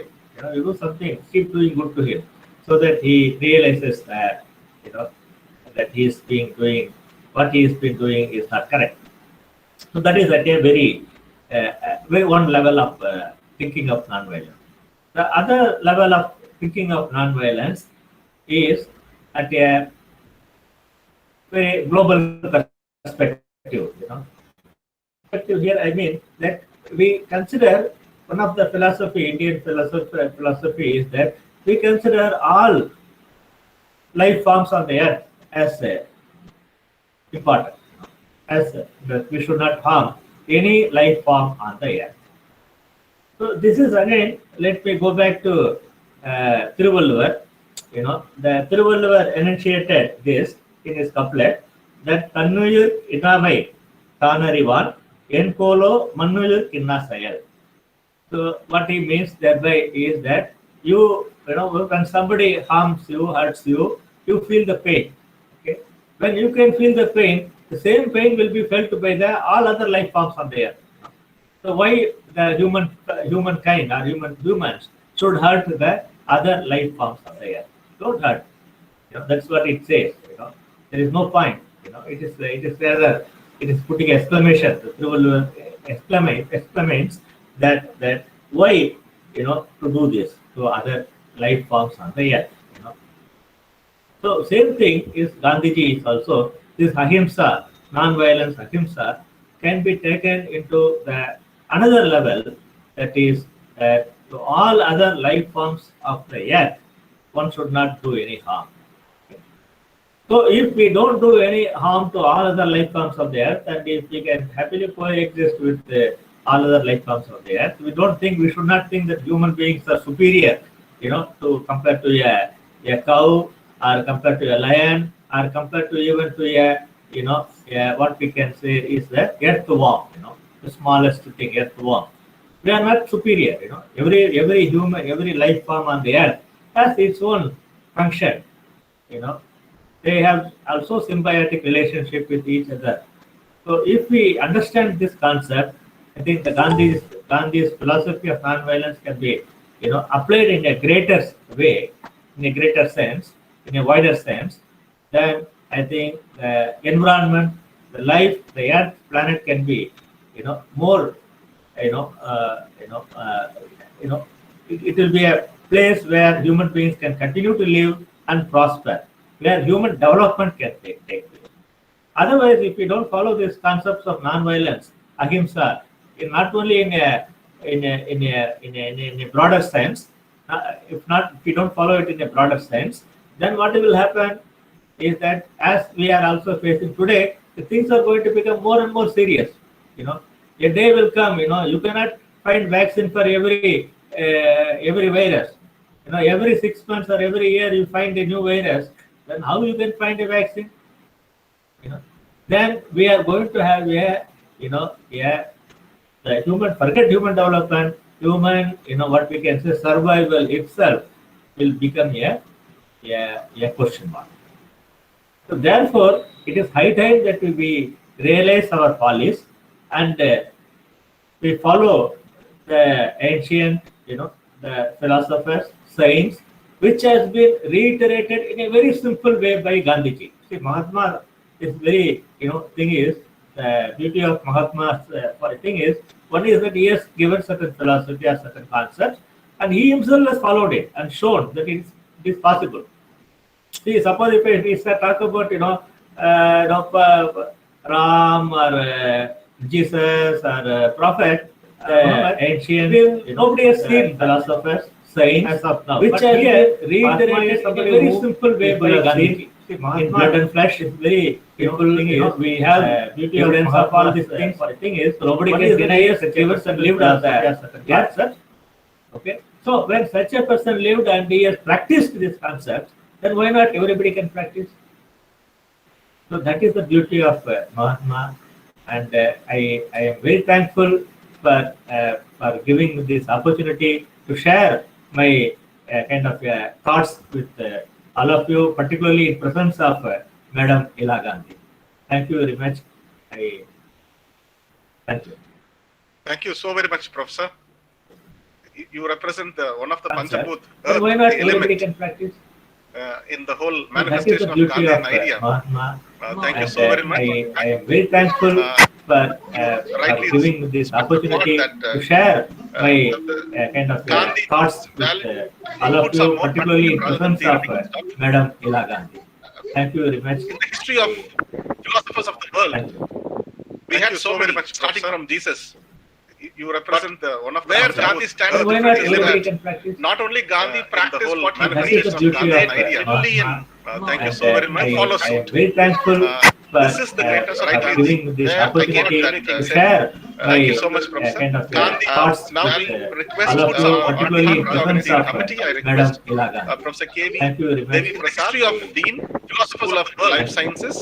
We had so many senior academics with three represent one of where Gandhi stands. Why not everybody can disseminate not only Gandhi's on the whole That sustainable is the beauty of environmentally and thank you so very much. Follow I Sir am very K.V. thankful Devi Prasad. This is the greatest for right giving this opportunity to share my Thank you so much, Professor. kind of Gandhi, thoughts now we with request all of you, on particularly in behalf of presence the of committee, I Madam request Ila Gandhi. Professor K.V. Thank you very Devi much. Prasad, history of Dean, philosophers of life sciences. Thank you so very much, senior academics with three represent one of where Gandhi stands. Why not everybody can disseminate not only Gandhi's on the whole That sustainable is the beauty of environmentally and thank you so very much. Follow I Sir am very K.V. thankful Devi Prasad. This is the greatest right for giving this opportunity to share my Thank you so much, kind of Gandhi. thoughts Now we with request all of you, on particularly in behalf of presence the of committee, I Madam request Ila Gandhi. Professor K.V. Thank you very much. Devi Prasad, history of Dean, philosophers of life sciences. Thank you so very much, senior academics with three represent where Gandhi stands. Disseminate not only Gandhi's on the whole sustainable environmentally and thank you so very much. Follow Sir K.V. Devi Prasad. This is the greatest right giving this opportunity to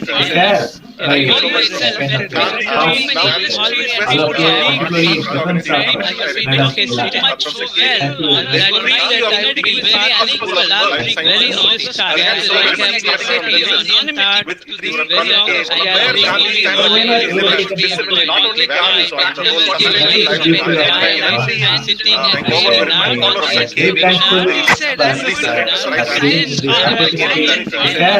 Thank you so much, kind of Gandhi. thoughts Now we with request all of you, particularly in on presence of Madam Ila Gandhi. Professor K.V. Thank you very much. History of Dean, philosophers of life sciences. Thank you so very much, with three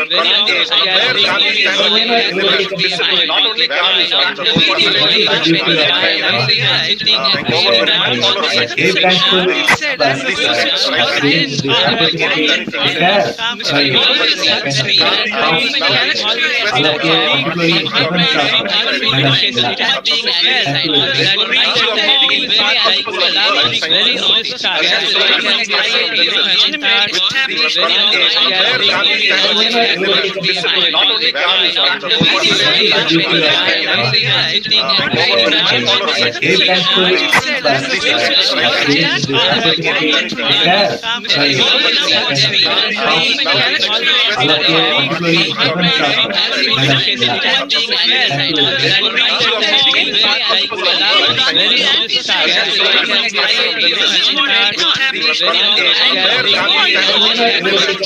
not only Gandhi's on the whole Very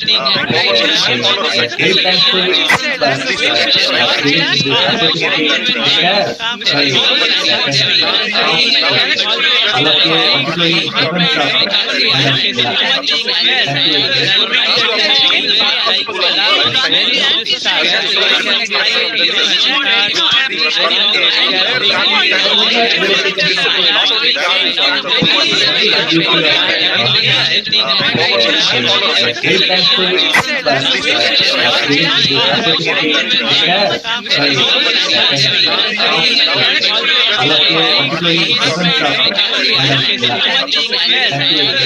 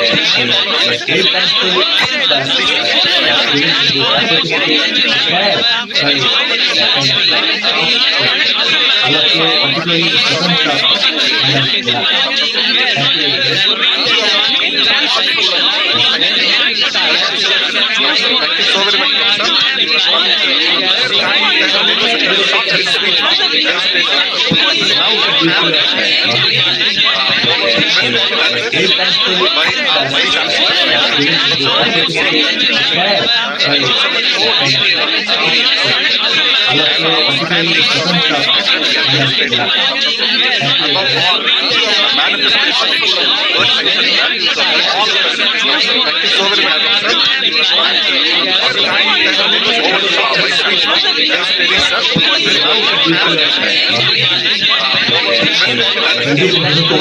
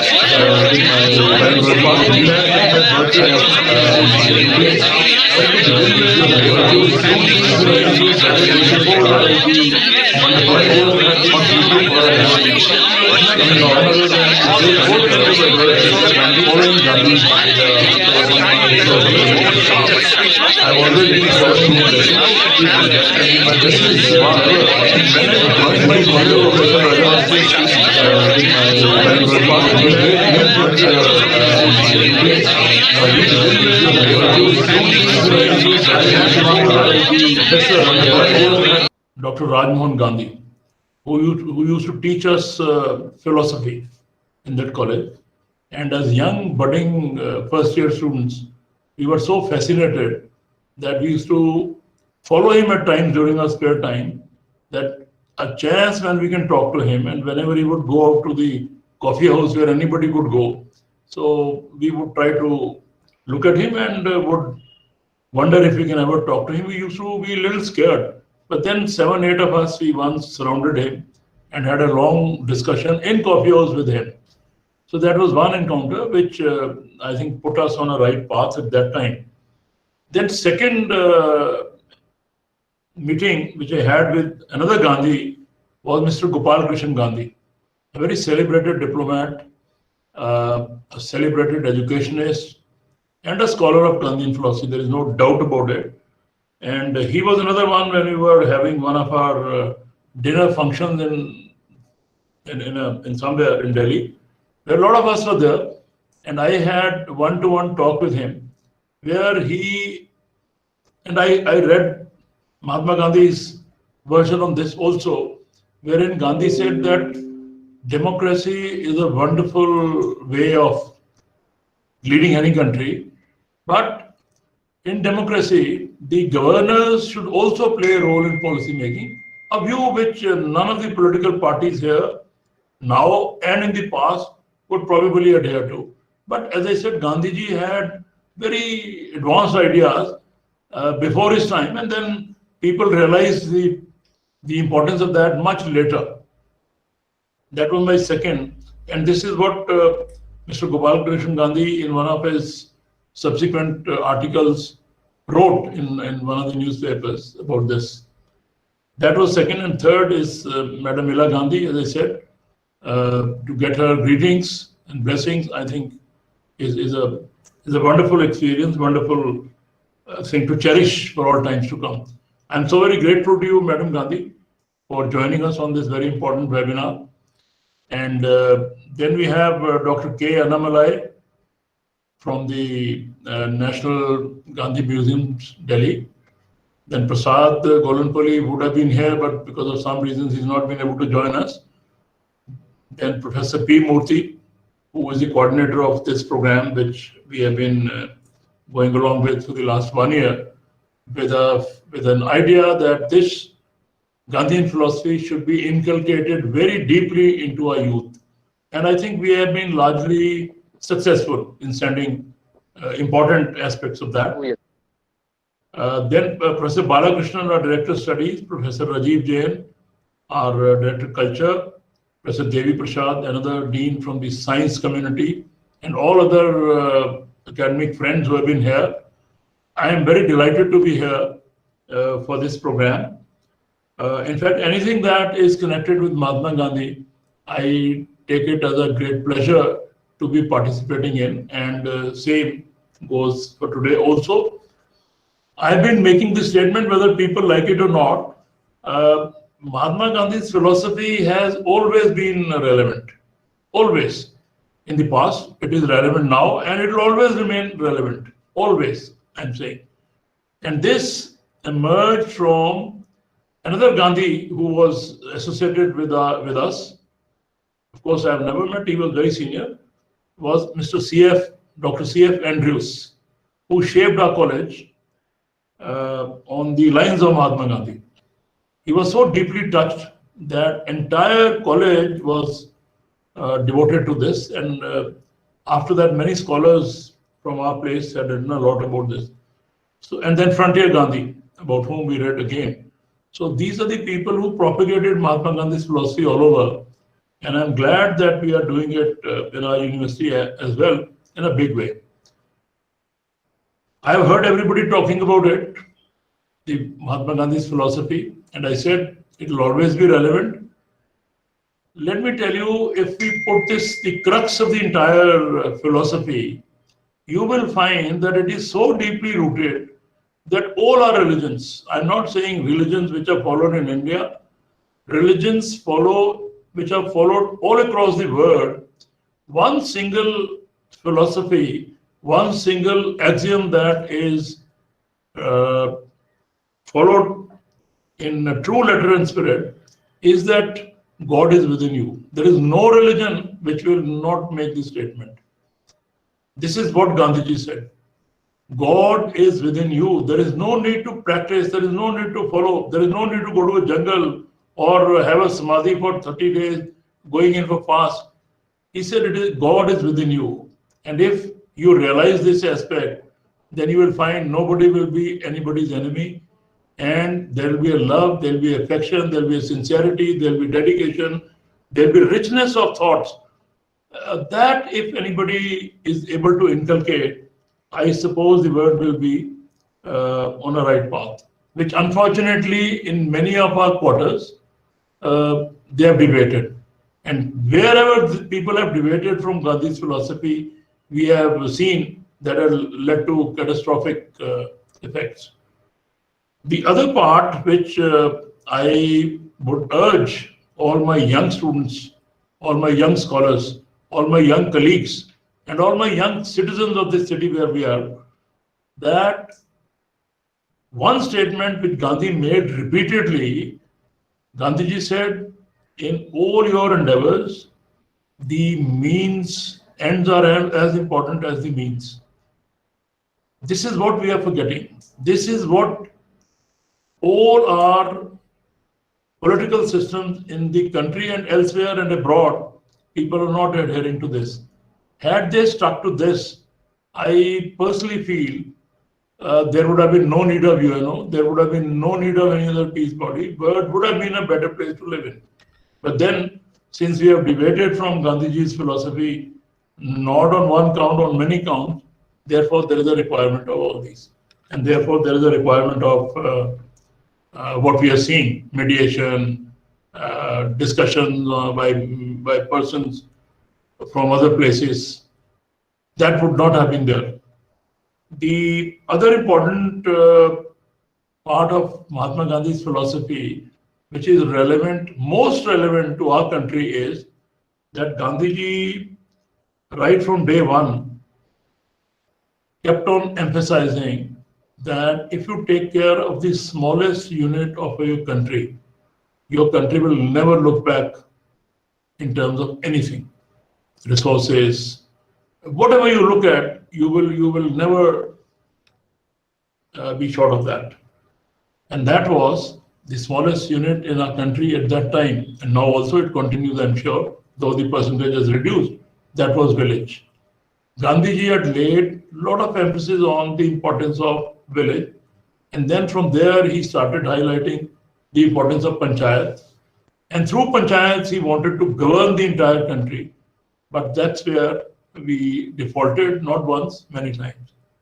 And on many an occasion, we have seen, if you analyze, wherever we defaulted, I think things became very difficult for us.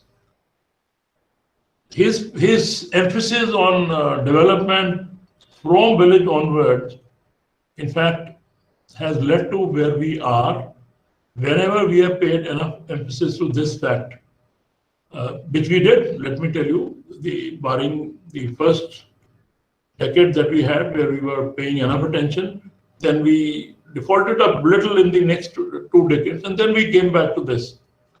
We did remarkably well in terms of education, in terms of health sector, in terms of infrastructure development, and wherever we are, I think it is because of Gandhiji's philosophy that we paid enough attention to.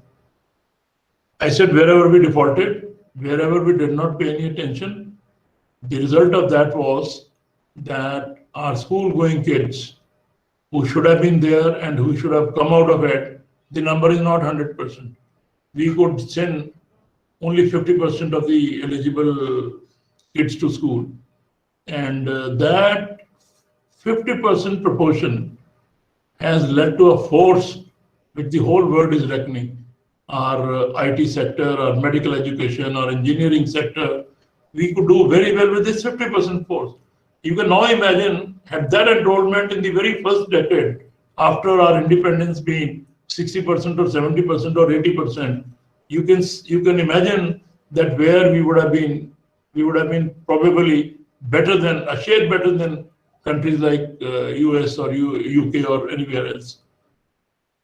So that is improving now, and that is through village. We have to ensure, when I joined here, I ensured that we adopt all villages and we ensure that every school-going kid is able to go to the school.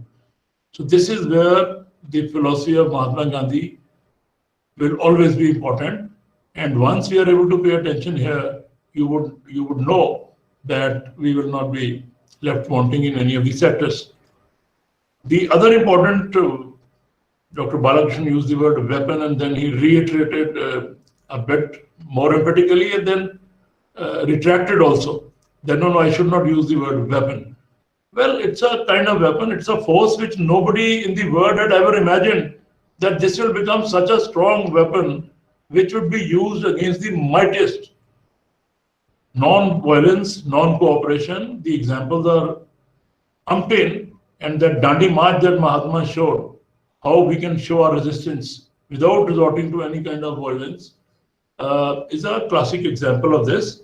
And that particular weapon we used effectively, and we got independence. And after that, rest everybody has read. I'm not going to repeat those. But what I'm trying to emphasize is that the problems that the world is facing now mainly have emerged when we have realized that X follows this practice and that country follows different practice. We are too different. Mahatma Gandhi ji said, we are not too different, we are one. God is one and God is within everybody. I think this is where we need to emphasize our youngsters to explain that the moment we talk about oneness, the whole problem will not be there and they'll all vanish. The idea of oneness, the idea of one God being with you is that this is one number which cannot be further subdivided. If I say there are 3 gods, there are 5 gods, all these can be divided. But oneness, when we have, nobody can divide you. So this is the crux of Mahatma Gandhi's philosophy, which our youngsters probably are not keeping in mind. And there was another question which came up during our discussion. That was that when we look at Mahatma Gandhi's philosophy, we don't have to bother about the ancient style. We don't have to keep. But Mahatma Gandhi ji repeatedly emphasized, don't forget your culture. Don't forget your past.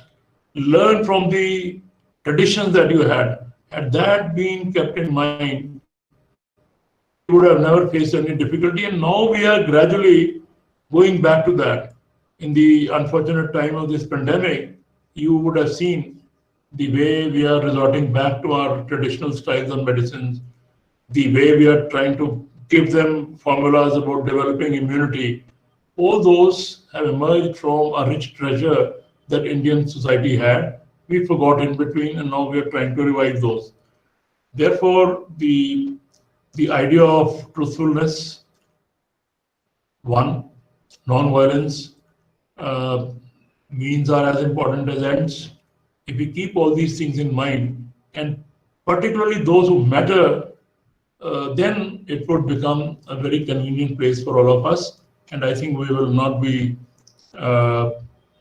left wanting in any of these issues where we are trying to look at.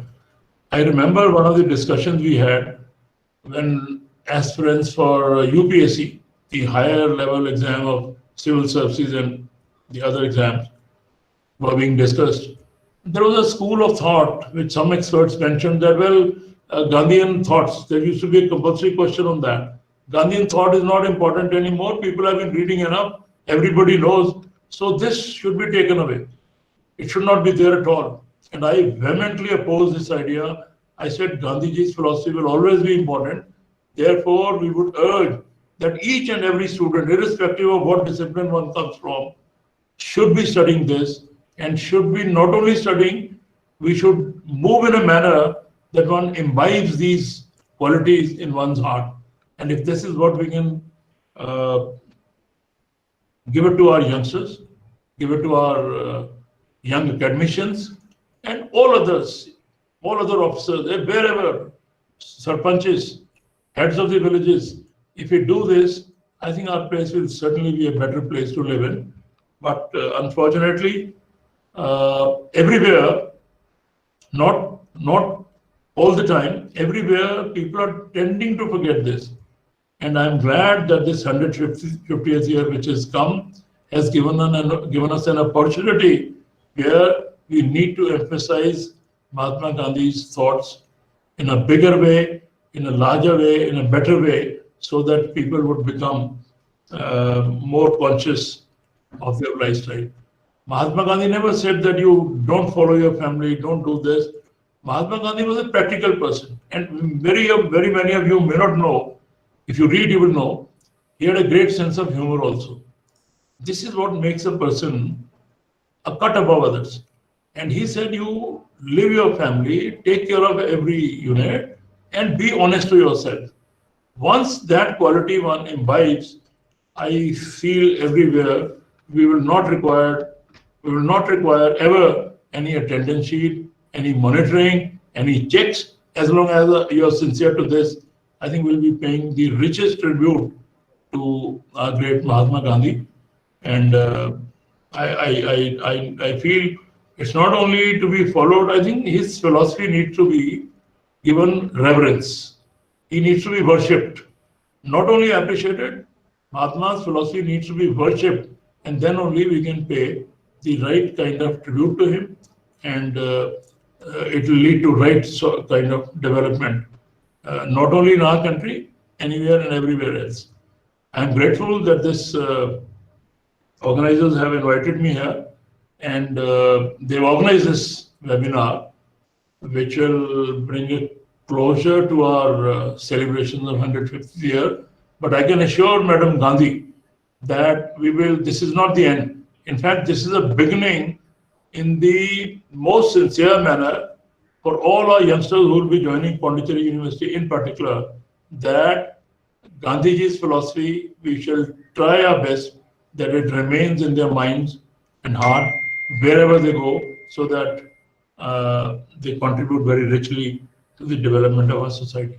Thank you so very much for participating in this great, wonderful webinar, where Madam Gandhi has taken all the time, all the pain to address us from South Africa.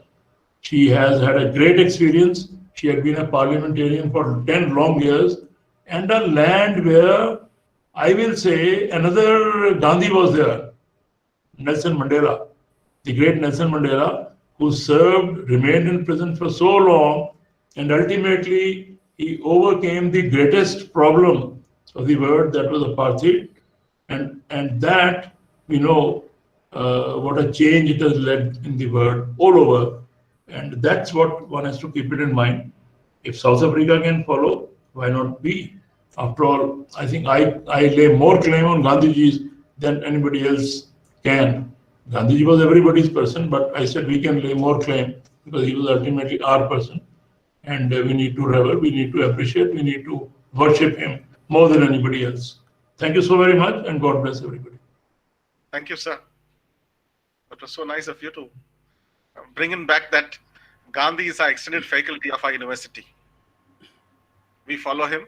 We will take forward the legacy. Madam, please be assured that in the borderless world, Gandhi remains ever relevant, and has rightly pointed out by our Vice Chancellor that Gandhiji is not an individual but an institution.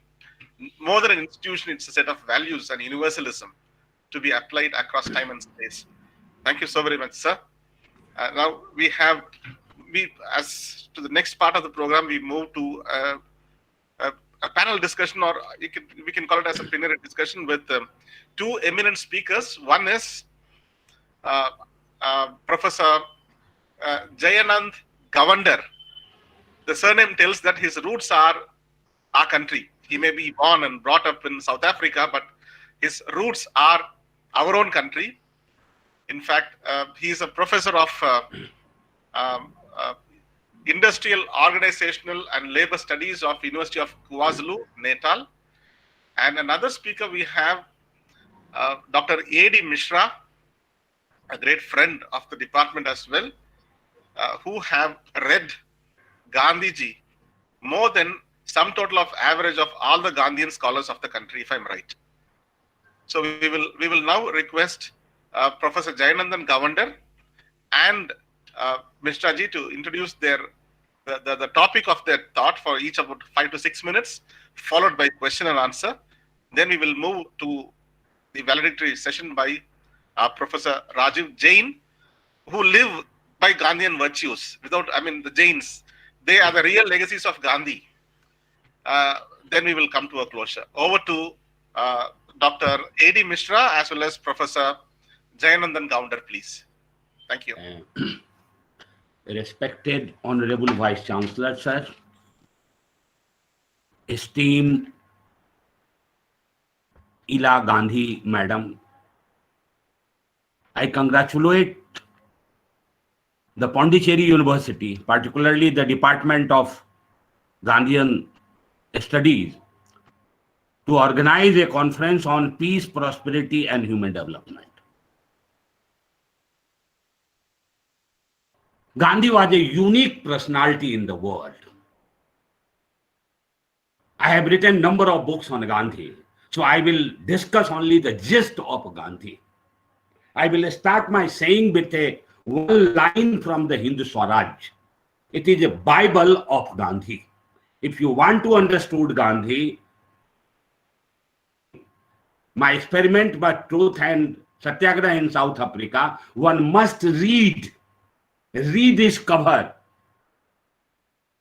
in text and context the Hindu Swaraj. And I will start with a line from the Hindu Swaraj where Gandhi, what he is saying today. He said, the English have not taken the India, we have given to them. They are not in India because of their strength, but because we keep them. That reminds me always to read Gandhi again and again. Another very important point, when we want to understand Gandhi, Human Development Report 1990 said, the real wealth of a nation is its people. And the purpose of development is to create an enabling environment for the people to enjoy a long, healthy, and creative life. But this powerful truth is often forgotten in the pursuit of material and financial wealth. The moot question before the youth, before the India, before the world is human being is enjoying long and healthy and creative life? If not, who is responsible? The moot question in the development syndrome, where are the people? And therefore, we want to read Gandhi again and again. What we want today in India. Gandhi means practice as you preach. We are a good preacher. In India, we are a good preacher, but we are not a good practitioner. So Gandhi needs to be followed in our daily life. I worked in a Gandhian institutions. Our Vice Chancellor has rightly said about the two persons, Rajmohan Gandhi ji and the ex-governor of West Bengal. They are the real interpreter of Gandhi in India. Therefore, I will argue all the youth to please follow what Gandhiji said on 2nd October 1925. My lecture is very brief, 5-6 minutes only I will take. What Gandhiji said, the things will destroy us are politics without principle. It is happening in India. Remind me. Pleasure without conscience. What is happening in Rajasthan and Uttar Pradesh. Wealth without work. The governor of Tamil Nadu said rightly 2-3 days ago that Vice Chancellor are appointed after taking a huge money. It means wealth without work, knowledge without character, business without morality, science without humanity, worship without sacrifice. That is why in present context, Gandhian alternative. And when I say the Gandhian alternative means, who was the Gandhi? Gandhi was a creative person, creating history for himself and rest of world to follow. Murthy is a Gandhi of Pondicherry University. I request everybody to become a Gandhi of your own family, Gandhi of your own university, Gandhi of your own state. Only then you can change the India. a person who is a Gandhian. You go anywhere in any Gandhian institution in India, it is in a dying state. I am telling after working in a number of Gandhian organizations. They are basically becoming a beggar. Gandhi was a creative person. Gandhi was a self-sufficient person, where money flow because Gandhi represents the highest order of character, and India lack today the character. I will say that we are religious but not ethical. Gandhi represents the continuum of Indian culture and civilization. But at the same time, Gandhi was a byproduct of the global culture. He assimilated the global culture into the Indian culture. Therefore, now I will conclude by saying that what today we need, diminishing binary by applying the Gandhian method. When Gandhi said there is a binary between nationalism and internationalism, Gandhi was a nationalist, par excellence internationalist. Gandhi had a faith. At the same time, he questioned the dogmatic aspect of the religion. His 3 lectures on Christianity, Hindu and Islam, one must read it. What he said at Banaras Hindu University and Allahabad University, one must read it. Gandhi was a traditionalist. At the same time, he was a modernist. He was a pre-modern, modern and post-modern. Last but not least, from what we must learn from the Gandhi, practice as you preach. Think differently, find the purpose, means will follow. Be the change you want to see in the world. Therefore, Gandhi was a triguni, Satogun, Rajogun and Tamogun. And therefore, from the Gandhi you must learn. Preserve the relevant. Destroy the irrelevant. New what is needed. For me, the message for the youth is Gandhi symbolizes the self-control, self-determination, self-dignity, and self-respect.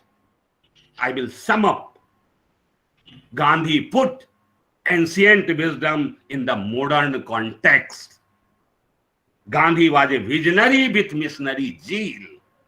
Therefore, I will request now everybody to follow the Gandhi. Last but not least, Maharshi Bhartrihari has rightly said, and Gandhi has implemented this principle in his life. What he said, there is a need of harmony between body and life, wisdom and habit, self and society, purpose of life and will of the nature. Last but not least, Gandhi is now crying in wilderness. We are a best preacher, but we are not a practitioner. Today, the need of the hour that we must read Gandhi. We must follow Gandhi in toto in our life. And what Gandhiji said, it is not mine word, but it is the Gandhi's word on 1st April 1947, before the independence of India, few months before the independence, what Gandhiji said. No one listen to me. I am a small man. True, there was a time when mine was a big voice. Then everybody obey what I said. Now neither the Congress, nor the Hindu, nor the Muslim to me. Where is the Congress today? It is disintegrating. I am crying in wilderness. इसलिए मेरा आपसे अनुरोध है, उजाले अपनी यादों को हमारे साथ रहने दो, न जाने किस गली में जिंदगी की शाम हो जाए. Thank you very much for giving me this opportunity to share some of my thought with you. I again congratulate the Vice Chancellor, sir, for his wonderful, insightful speech. Congratulations. Thank you very much. Thank you very much. Thank you so much, Mishra ji. We have heard you so many times in different platforms, and yes, again, the essence of Gandhism is matters, and yes, we need, you have this sounding of the a note of caution is very much needed, absolutely. we sell our eyes to buy a painting. You're right. This is the time. You have spoken at the right chord, at the right moment. I'm sure our younger colleagues, my students, all our students would be taking in the right spirit. Thank you so much. Now over to Professor Jayanandan Gavander to have his ideas about the legacy of Gandhi and Gandhian thought. Professor Gavander.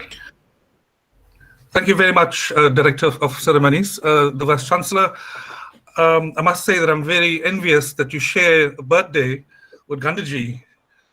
So wonderful. I hope you enjoyed the birthday. Professor Murthy, thank you very much for inviting me once again to the wonderful series that you've put together.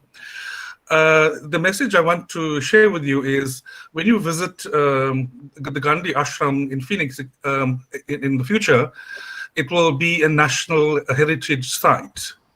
So Ilaji didn't tell you this last night, that she had celebrated the ashram becoming a natural heritage site. I think I won't use the slides. I'll just speak for 10 minutes. So if maybe the technical people can remove the slides, I'll appreciate it. It'll take me too long. Thank you very much. Okay. Ila, it's so nice to share the platform with you.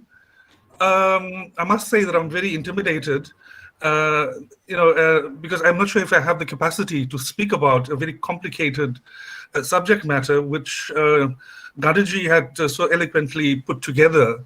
So please forgive me for my errors. And maybe we'll continue the discussion, which is actually what I wanted to propose to Professor Murthy, because I think the few thoughts that I have was actually a thought experiment, which I wanted to propose for the students, because I wanted to bring together Gandhian economic thought with what is on the precipice on our doorstep, and that is the fourth industrial revolution. So I think we cannot escape answering those questions which the fourth industrial revolution presents for us. And that's why my talk is more of a thought experiment, which I thought I'll share with you and the students. And we now pick it up, with the people who are the real experts, as opposed to me. I'll just speak about four ideas. Firstly, the relevance of Gandhi in today's sort of society.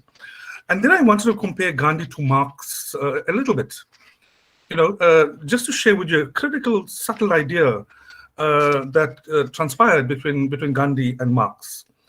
And then third, I'll just speak about what I think is the nature of the postmodernist world, which presents for us, in its own right, particular challenges and challenges for Gandhian economic and developmental thought.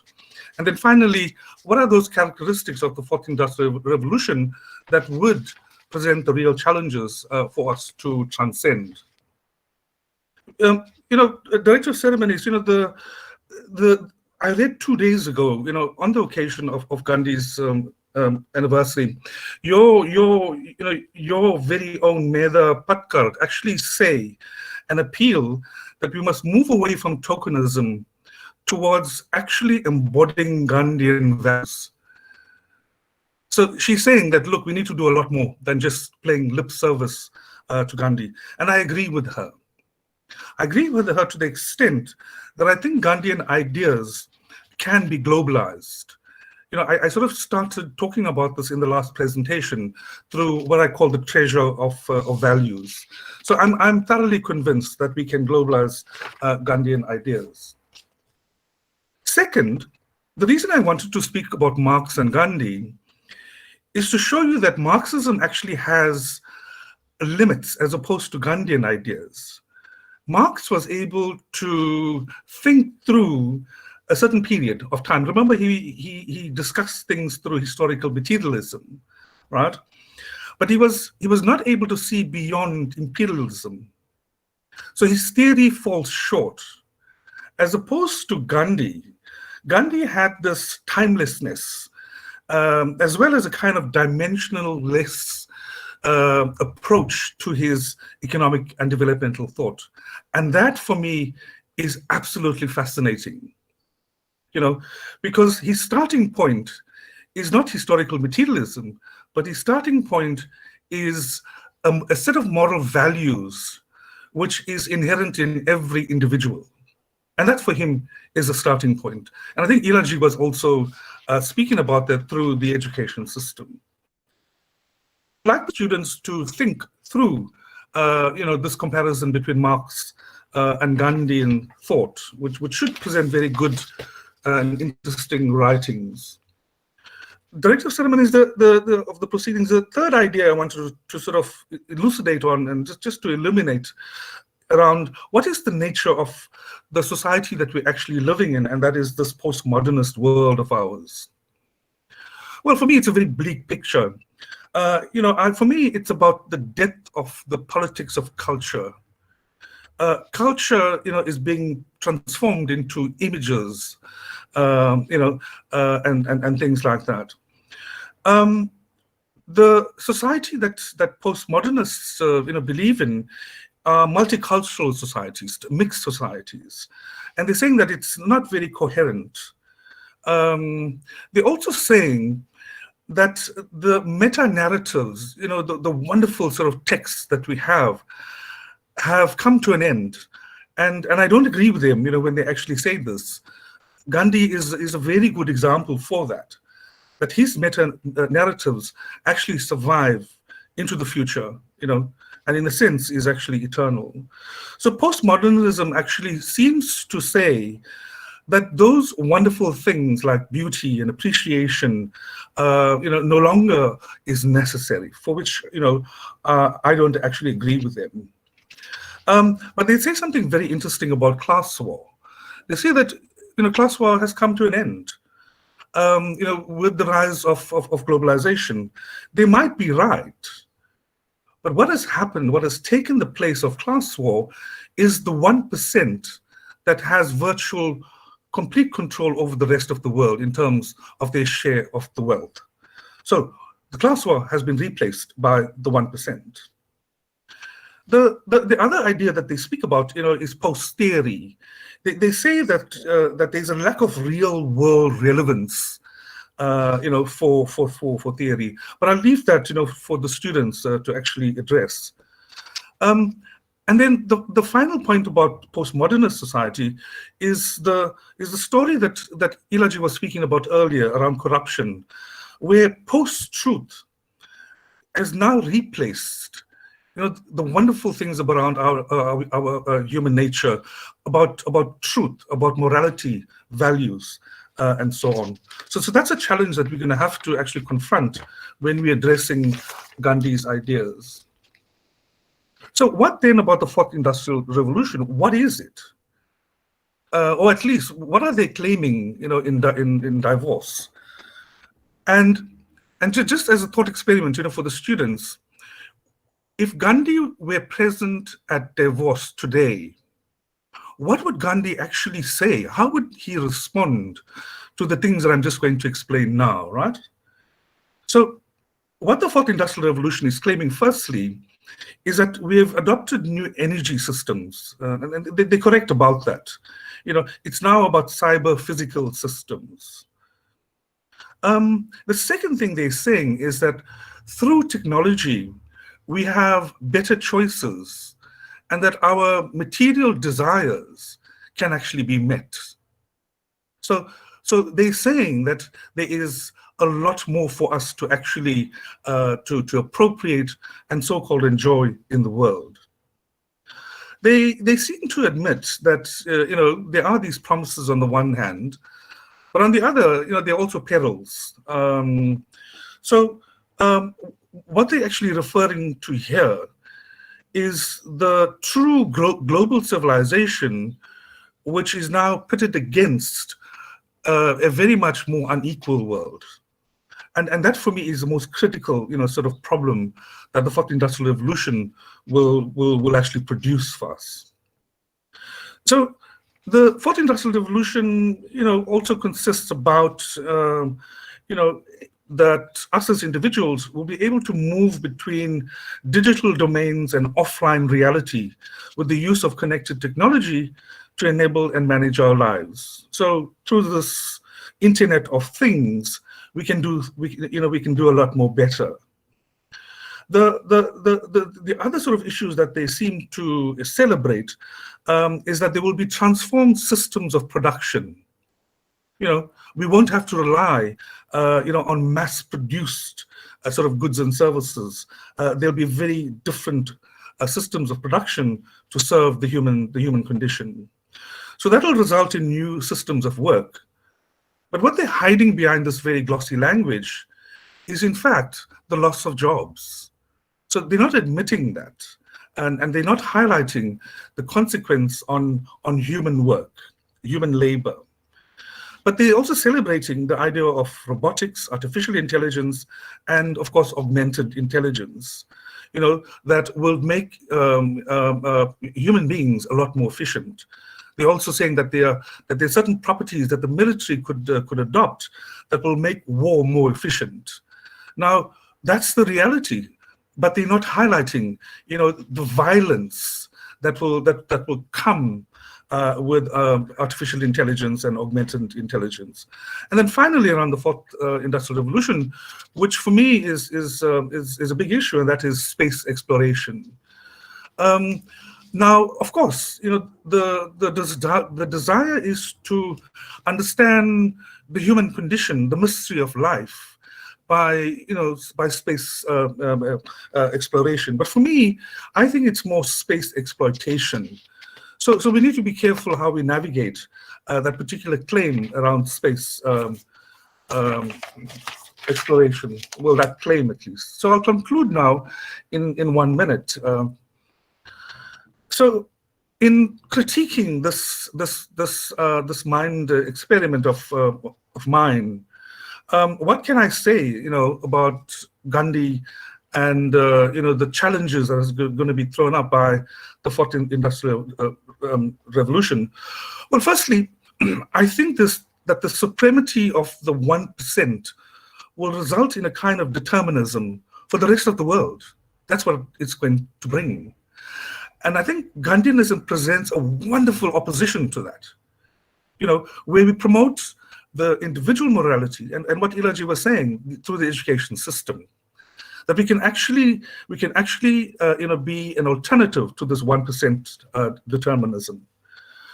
The challenge that we're going to have to address through Gandhian thought is the propertyless, that is the poor, So, and I think, again, the opportunities that Gandhianism brings to the propertyless far outweighs the kind of gains that we think we can derive from the fourth industrial revolution.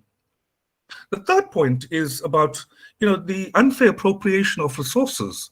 Surely, the natural environment is finite, and people have been saying, Gandhian idea about greed and so on, is it gives due consideration to the environment, and I think it returns us. Gandhianism returns us to that very critical sort of idea.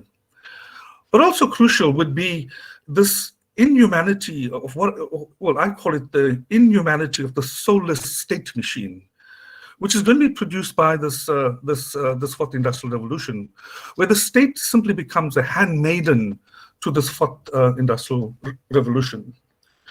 So we also need to be very, very conscious and aware of what would occur to us as human beings. I think that there are shades of transhumanism, sort of raising its head, which is going to pose a kind of challenge to our own humanity. I'm also concerned about a postmodernist society, and I'm not quite sure, how that will actually look. But I think what we need is a philosophy of the future, and for me, the philosophy of the future consists of a project which I think Professor Murthy owns. He actually owns this. As we sort of improve our thinking, our research capability, to be able to use this philosophy for very practical purposes. So I thank you very much for listening to me. Thank you very much for this invitation. Thank you for being very, very patient with me. Thank you so much, Professor Jayanandan Gounder. As Gandhi has always sounded an Aristotelian, it was Aristotle who said, when physics, perfect combination of physics and metaphysics, that's how you find that when physics devises the power of atom, metaphysics tells how to use it, how not to use it. This is the absolute balance what Gandhi strike with temporal as well as in the spiritual world. Thank you so much. And in fact, to our South African relatives, I can tell you that Pondicherry University has a memorial constructed in our university campus, guest house campus, where we have remembered all the diaspora, the indentured people who left India. This is this place, and in this year, marking the 250th anniversary of the first settlers in the island of Reunion, Government of India and Government of Reunion as well as Mauritius will be having a grand event in 2022. We wish to extend a hearty invitation to you because your name, your accent, unless you spoke, we thought that you are just a neighbor in our house. Thank you so much, Professor Jayanandan. It is so nice of you, to the organizer, to have you here. And now we'll now we request our Director, Culture and Culture Relations, Professor Rajiv. Question answer, sir. Sir? Professor, question answered. Question participants and answer. Yes. Yeah. Thank you so much, sir. Participants. If you have any questions, we can relax and you can just text your questions in the chat box. Or if the students are, we also request if the students are confident to come over and you can have an interaction with Madam Ila Gandhi as well as our speakers. Yes. The floor is now open for discussion. And the questions can be texted in the chat box, please.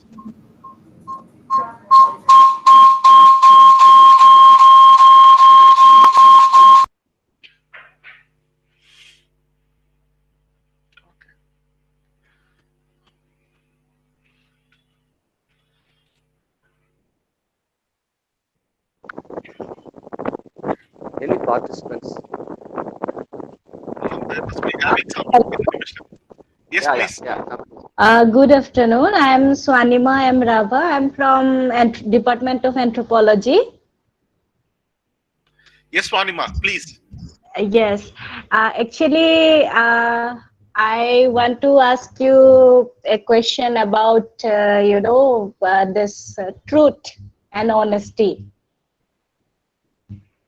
So nowadays, it is seem that when we say the truth, then most of the times we end up being in the side of the bad side. We end up being in the bad side of the person.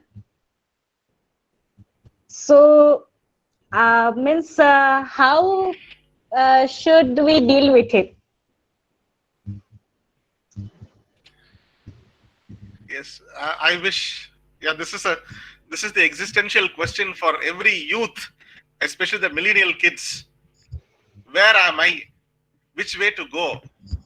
Whether to choose what you call the immediate, a straitjacket method, a shortcut method, or should I wait? Should I suffer? This is what the question of Swanima.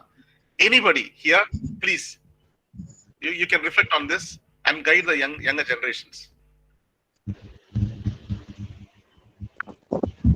I think Ilaji available, she can reflect on this.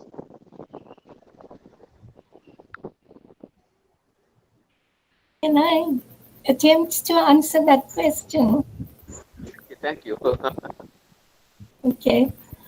Well, one of the things is it's not, Gandhiji said that truth, there are many sides to truth. There isn't just one truth. So that's the first thing that, about truth. The second thing is, how do you say it? So it's about communication. How do you speak the truth, but how you say it is the crucial issue. So I think that if we can look at number one, that there are many sides to truth. Just because I think that this is the truth, it doesn't mean that it is the truth. So we need to be careful about saying that this is the truth and therefore I have to express it. We have to first think about it. That's number one. Number two is that when we do believe that we are saying the truth, it is how we say it. So when Gandhiji, for instance, spoke to General Smuts or to Churchill or all the opponents, and he pointed out that this is wrong, what you are doing is wrong, it's not just. The way he put it to them, they didn't feel insulted or belittled or anything like that. He said it in a respectful way. And when you say it in a respectful way, you are also leaving a chance for the person to defend himself. To say, okay, you think that that is the truth, but this is my position.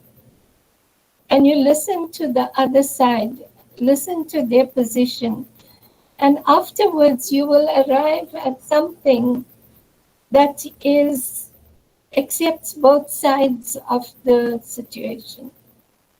So I think that, we have to be more open-minded about the truth and learn to communicate, not in anger or not in an insulting way, but rather speak the truth, but in a very respectful and open way. I hope that answers the question. Thank you. Thank you, ma'am. Thank you so much. Thank you, ma'am. Thank you so much, sir. Swami, this is the message that you should take home to your class, to your students. In Yeah, fact, sure. madam, this is something that what you answered is something that is haunting the minds of the little ones. Because we have, all the institutions have almost disintegrated. Family, whether it is, the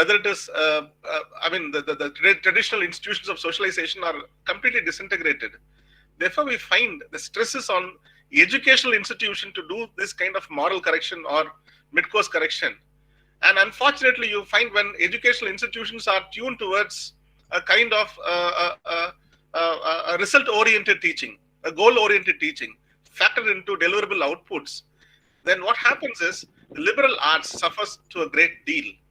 Now, this kid's question exactly poses a question to that crisis what the educational system of the world across the globe faces.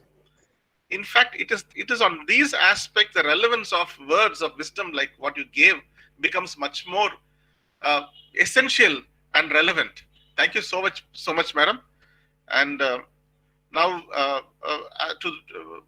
of course, Gandhi was starving, but none of us should starve. It's past 1:30. We move to the next part of the program where we request our Director Culture and Cultural Relations, Professor Rajiv Jain, to deliver his valedictory address. Professor Jain, though a chemist, has a wide exposure in academic administration, and in India today, if there is one sect of people who follow Gandhi in letter and spirit from morning dawn to dusk, it is these Jains. So, all the people who are chosen today to speak in this occasion have absolute relevance, connectivity to the core principle of Gandhi and his tenets. Over to Professor Rajiv Jain to deliver his valedictory address. Please, sir. Thank you. Thank you. Thank you.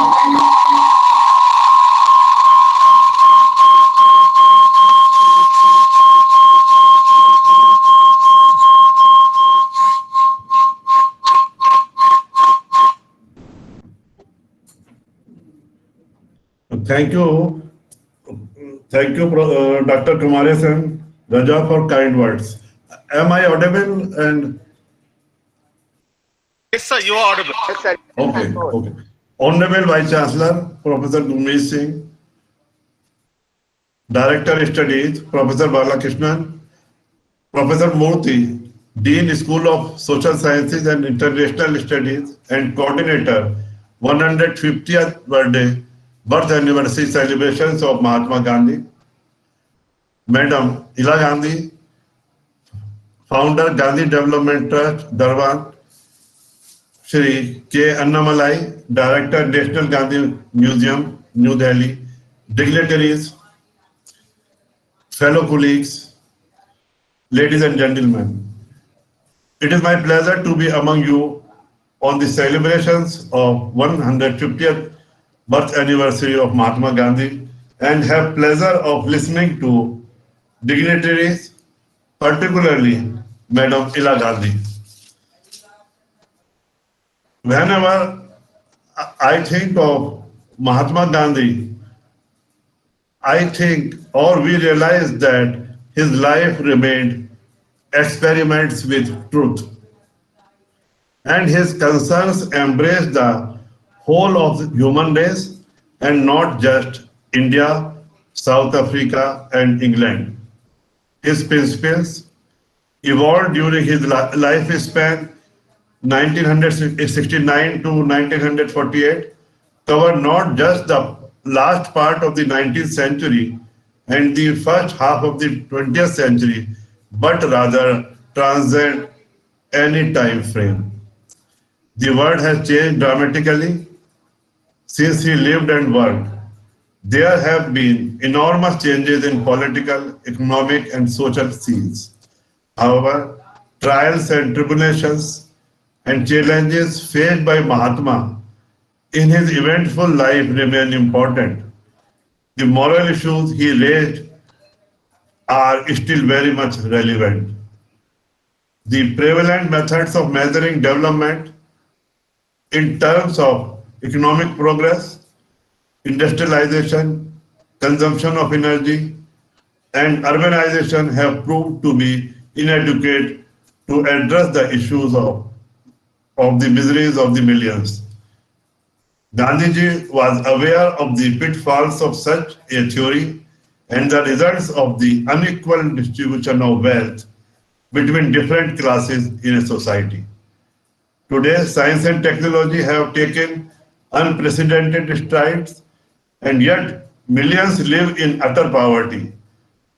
Basic human rights are denied to them.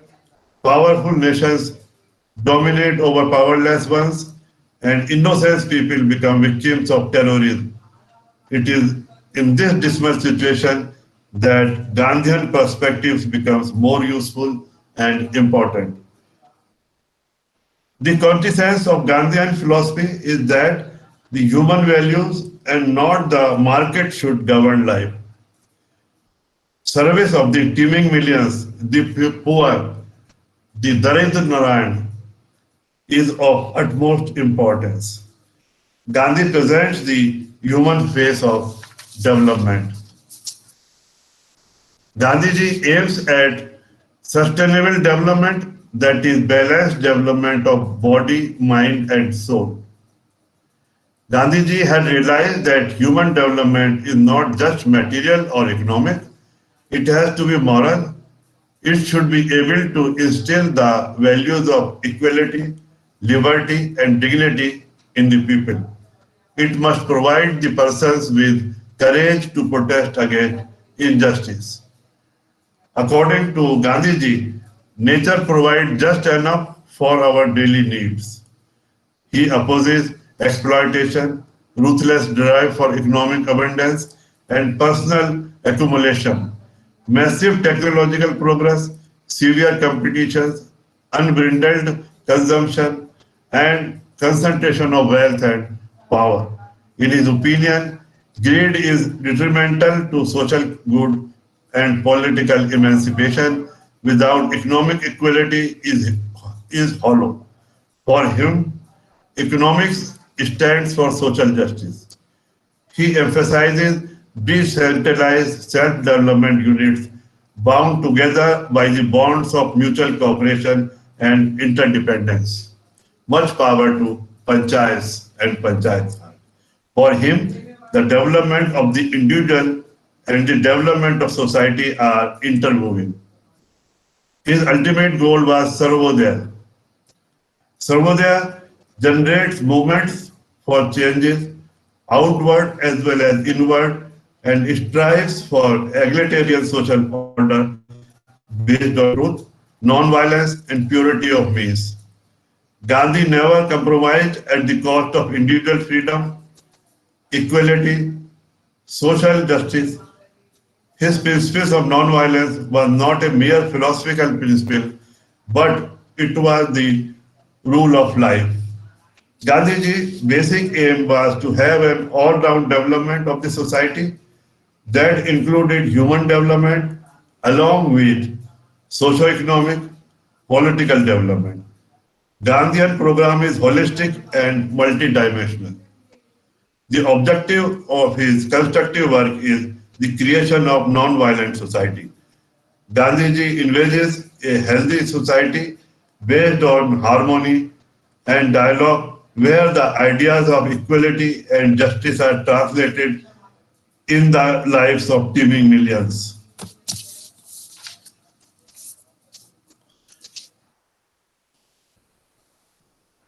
Gandhiji visualized a society of diverse people based on mutual understanding, mutual cooperation, and mutual respect.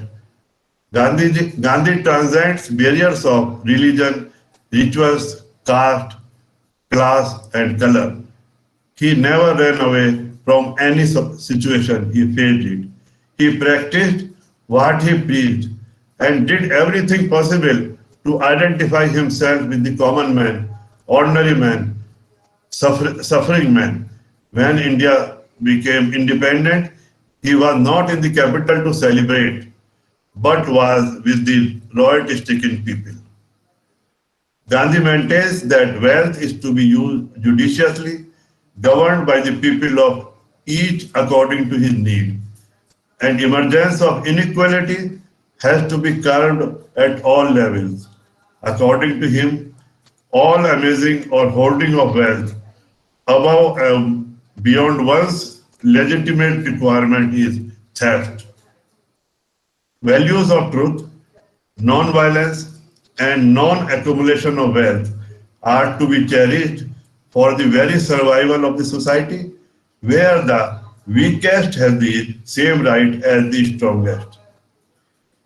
Trusteeship for Gandhi is a dynamic concept that can bring change in the established institutions. It is a means of transforming the present capitalist order of society into an egalitarian one. An individual is not free to hold or use his wealth for selfish satisfaction. The common property is to be used for the good of one and all.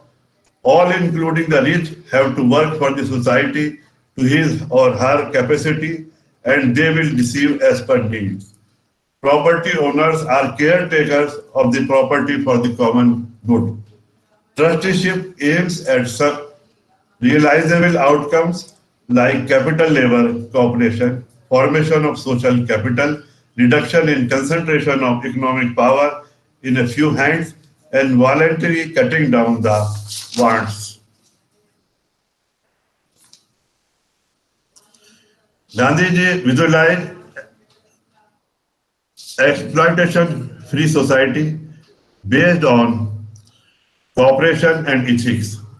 His vision induced productive employment for India's millions, scheme for rebuilding villages and creating communities of care and concern, promotion of khadi and local handicrafts, production of need-based goods, empowering people by imparting basic education and required skills to enable them to create decentralized structures of power and ensuring equality of opportunity for all. He believed that human wants have to be limited and no one should suffer from deprivation and want of basic necessities. Gandhiji insists on regularization of wants and use of goods and material not imported but made in one's own country. His concept of Swadeshi, a dynamic concept of self-reliance, is closely connected with Swaraj, political freedom. Another of his important concepts is that of bread labor, that propagates that some amount of physical labor has to be done by every person every day. Gandhiji maintained that all works are of equal dignity. He also said that in the conflict situation between the capital and the labor, cooperation and amicable settlements are the way out and non-violence. During his visit to India in 1959, Martin Luther King was asked a question at a press conference. Where is Gandhi today? We see him nowhere. His reply was, Gandhi is inevitable. If humanity wants to progress, Gandhi is a must. We may ignore Gandhi at our own risk. This insight is of crucial importance to all of us in our times. I am grateful to the organizer for giving me an opportunity to say something in the presence of dignitaries, particularly Madam Ila Gandhi. Thank you. Thank you so much, sir. In fact, yes, you proved that you are a director of culture and culture relations, canvassing Gandhi across various. Thank you so much, sir. In fact, we are very grateful, and we would like to get the manuscript what you read out, what your address, if it's possible in a textual form for circulating to our students. We'll be ever grateful for that wonderful piece of. Welcome, my pleasure. Thank you, sir. And now I request Professor, we move towards the closure of the program with Professor Mohanan Bhaskaran Pillai, the chair of the Department of Politics and International Studies and officiating Dean, School of Law, to propose a vote of thanks to the dignitaries. Over to Professor Pillai. Thank you. Yeah. Thank you, Raja. Am I audible, Raja? Yes, sir, you're audible. Okay, thank you.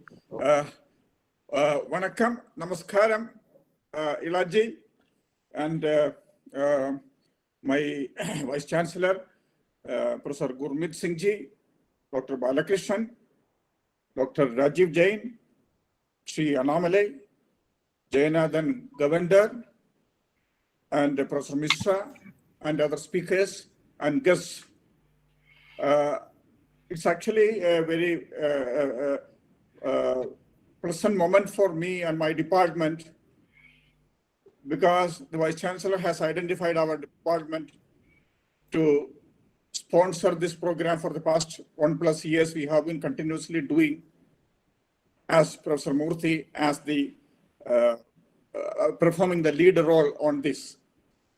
And as an individual who has been trained right from the beginning in Gandhian ideals, because my father was a congressman, and then subsequently with the Kerala Gandhi Smarak Nidhi, my initiations in Gandhian philosophy and all.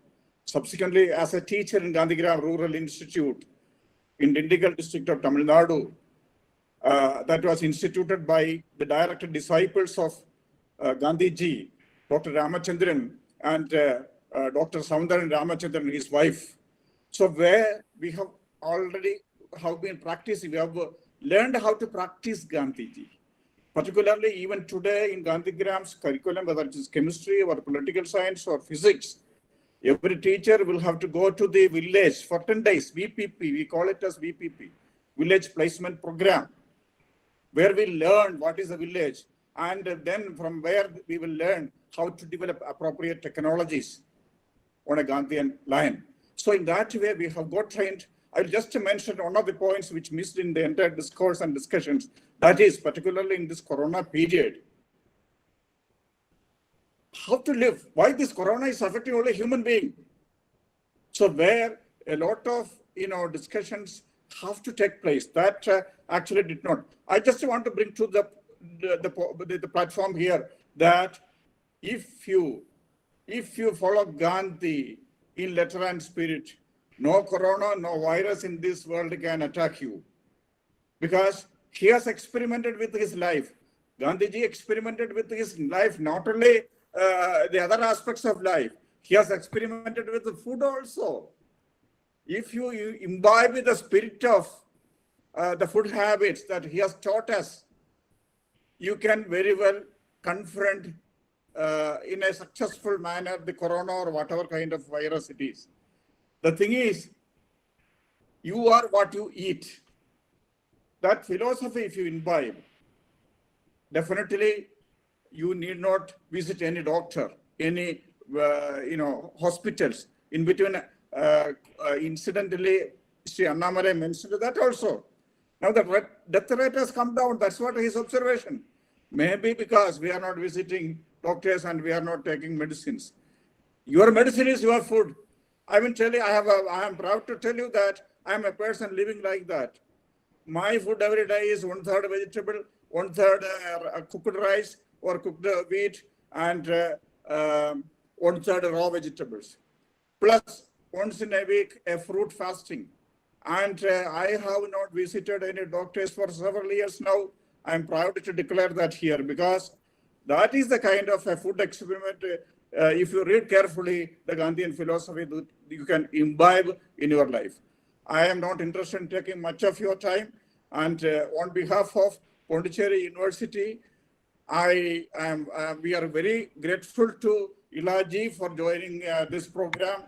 And on behalf of my Vice Chancellor, Professor Gurmeet Singh ji, and other team members of Pondicherry University who has organized this program, once again, we express our sincere thanks to you, Madam Ilaji. Then, of course, from South Africa, Jayanathan Govender is there. Professor, he has tried slightly explained the Gandhian economics. And from Indian perspective, when we look at it, I would say that it is something related to the Kumarappa's principles of economy of permanence, another disciple of Gandhi. So we have listened to you, and we are very grateful to you for joining in this platform. Thank you, Professor Jayanathan Govender. And Sri Annamale, he has also given a wonderful speech, and others. And on behalf of the university, I thank one and all those who have joined the program. Particularly, a word of gratitude has to be expressed to the computer section of Pondicherry University, those who have very well managed this program. Yeah. Once again, I thank one and all on behalf of Pondicherry University, on behalf of the Department of Politics and International Studies, and on behalf of myself, I thank you, Ananda. Thank you. Thank you so much, sir. And this being a virtual meet where we don't have an interaction after the formal ceremony, I would like the Vice Chancellor to reserve the last word of the occasion, after which we will move on to the national anthem. Over to our Vice Chancellor, please. Well, Raja, I think a lot has already been said about the importance of this webinar.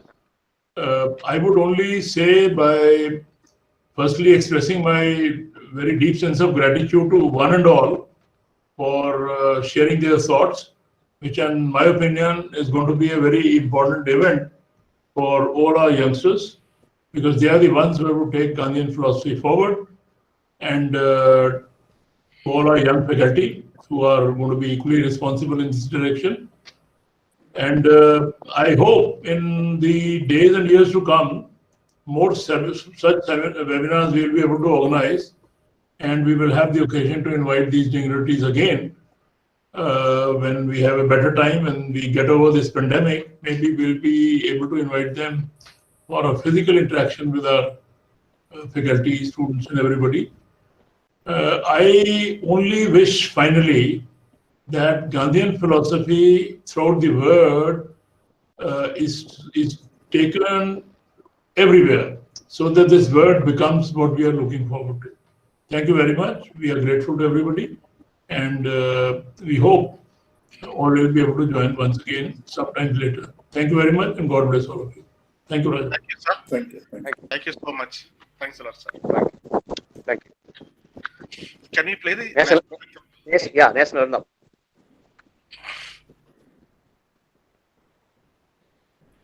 जनगण मन अधिनायक जय हे भारत भाग्य विधाता पंजाब सिंध गुजरात मराठा द्राविड उत्कल बंगा विंध्य हिमाचल यमुना गंगा उच्चल जलधि तरंगा तव शुभ नामे जागे तव शुभ आशीष मांगे गाहे तव जय गाथा जन गण मंगलदायक जय हे भारत भाग्य विधाता जय हे जय हे जय हे जय जय जय जय हे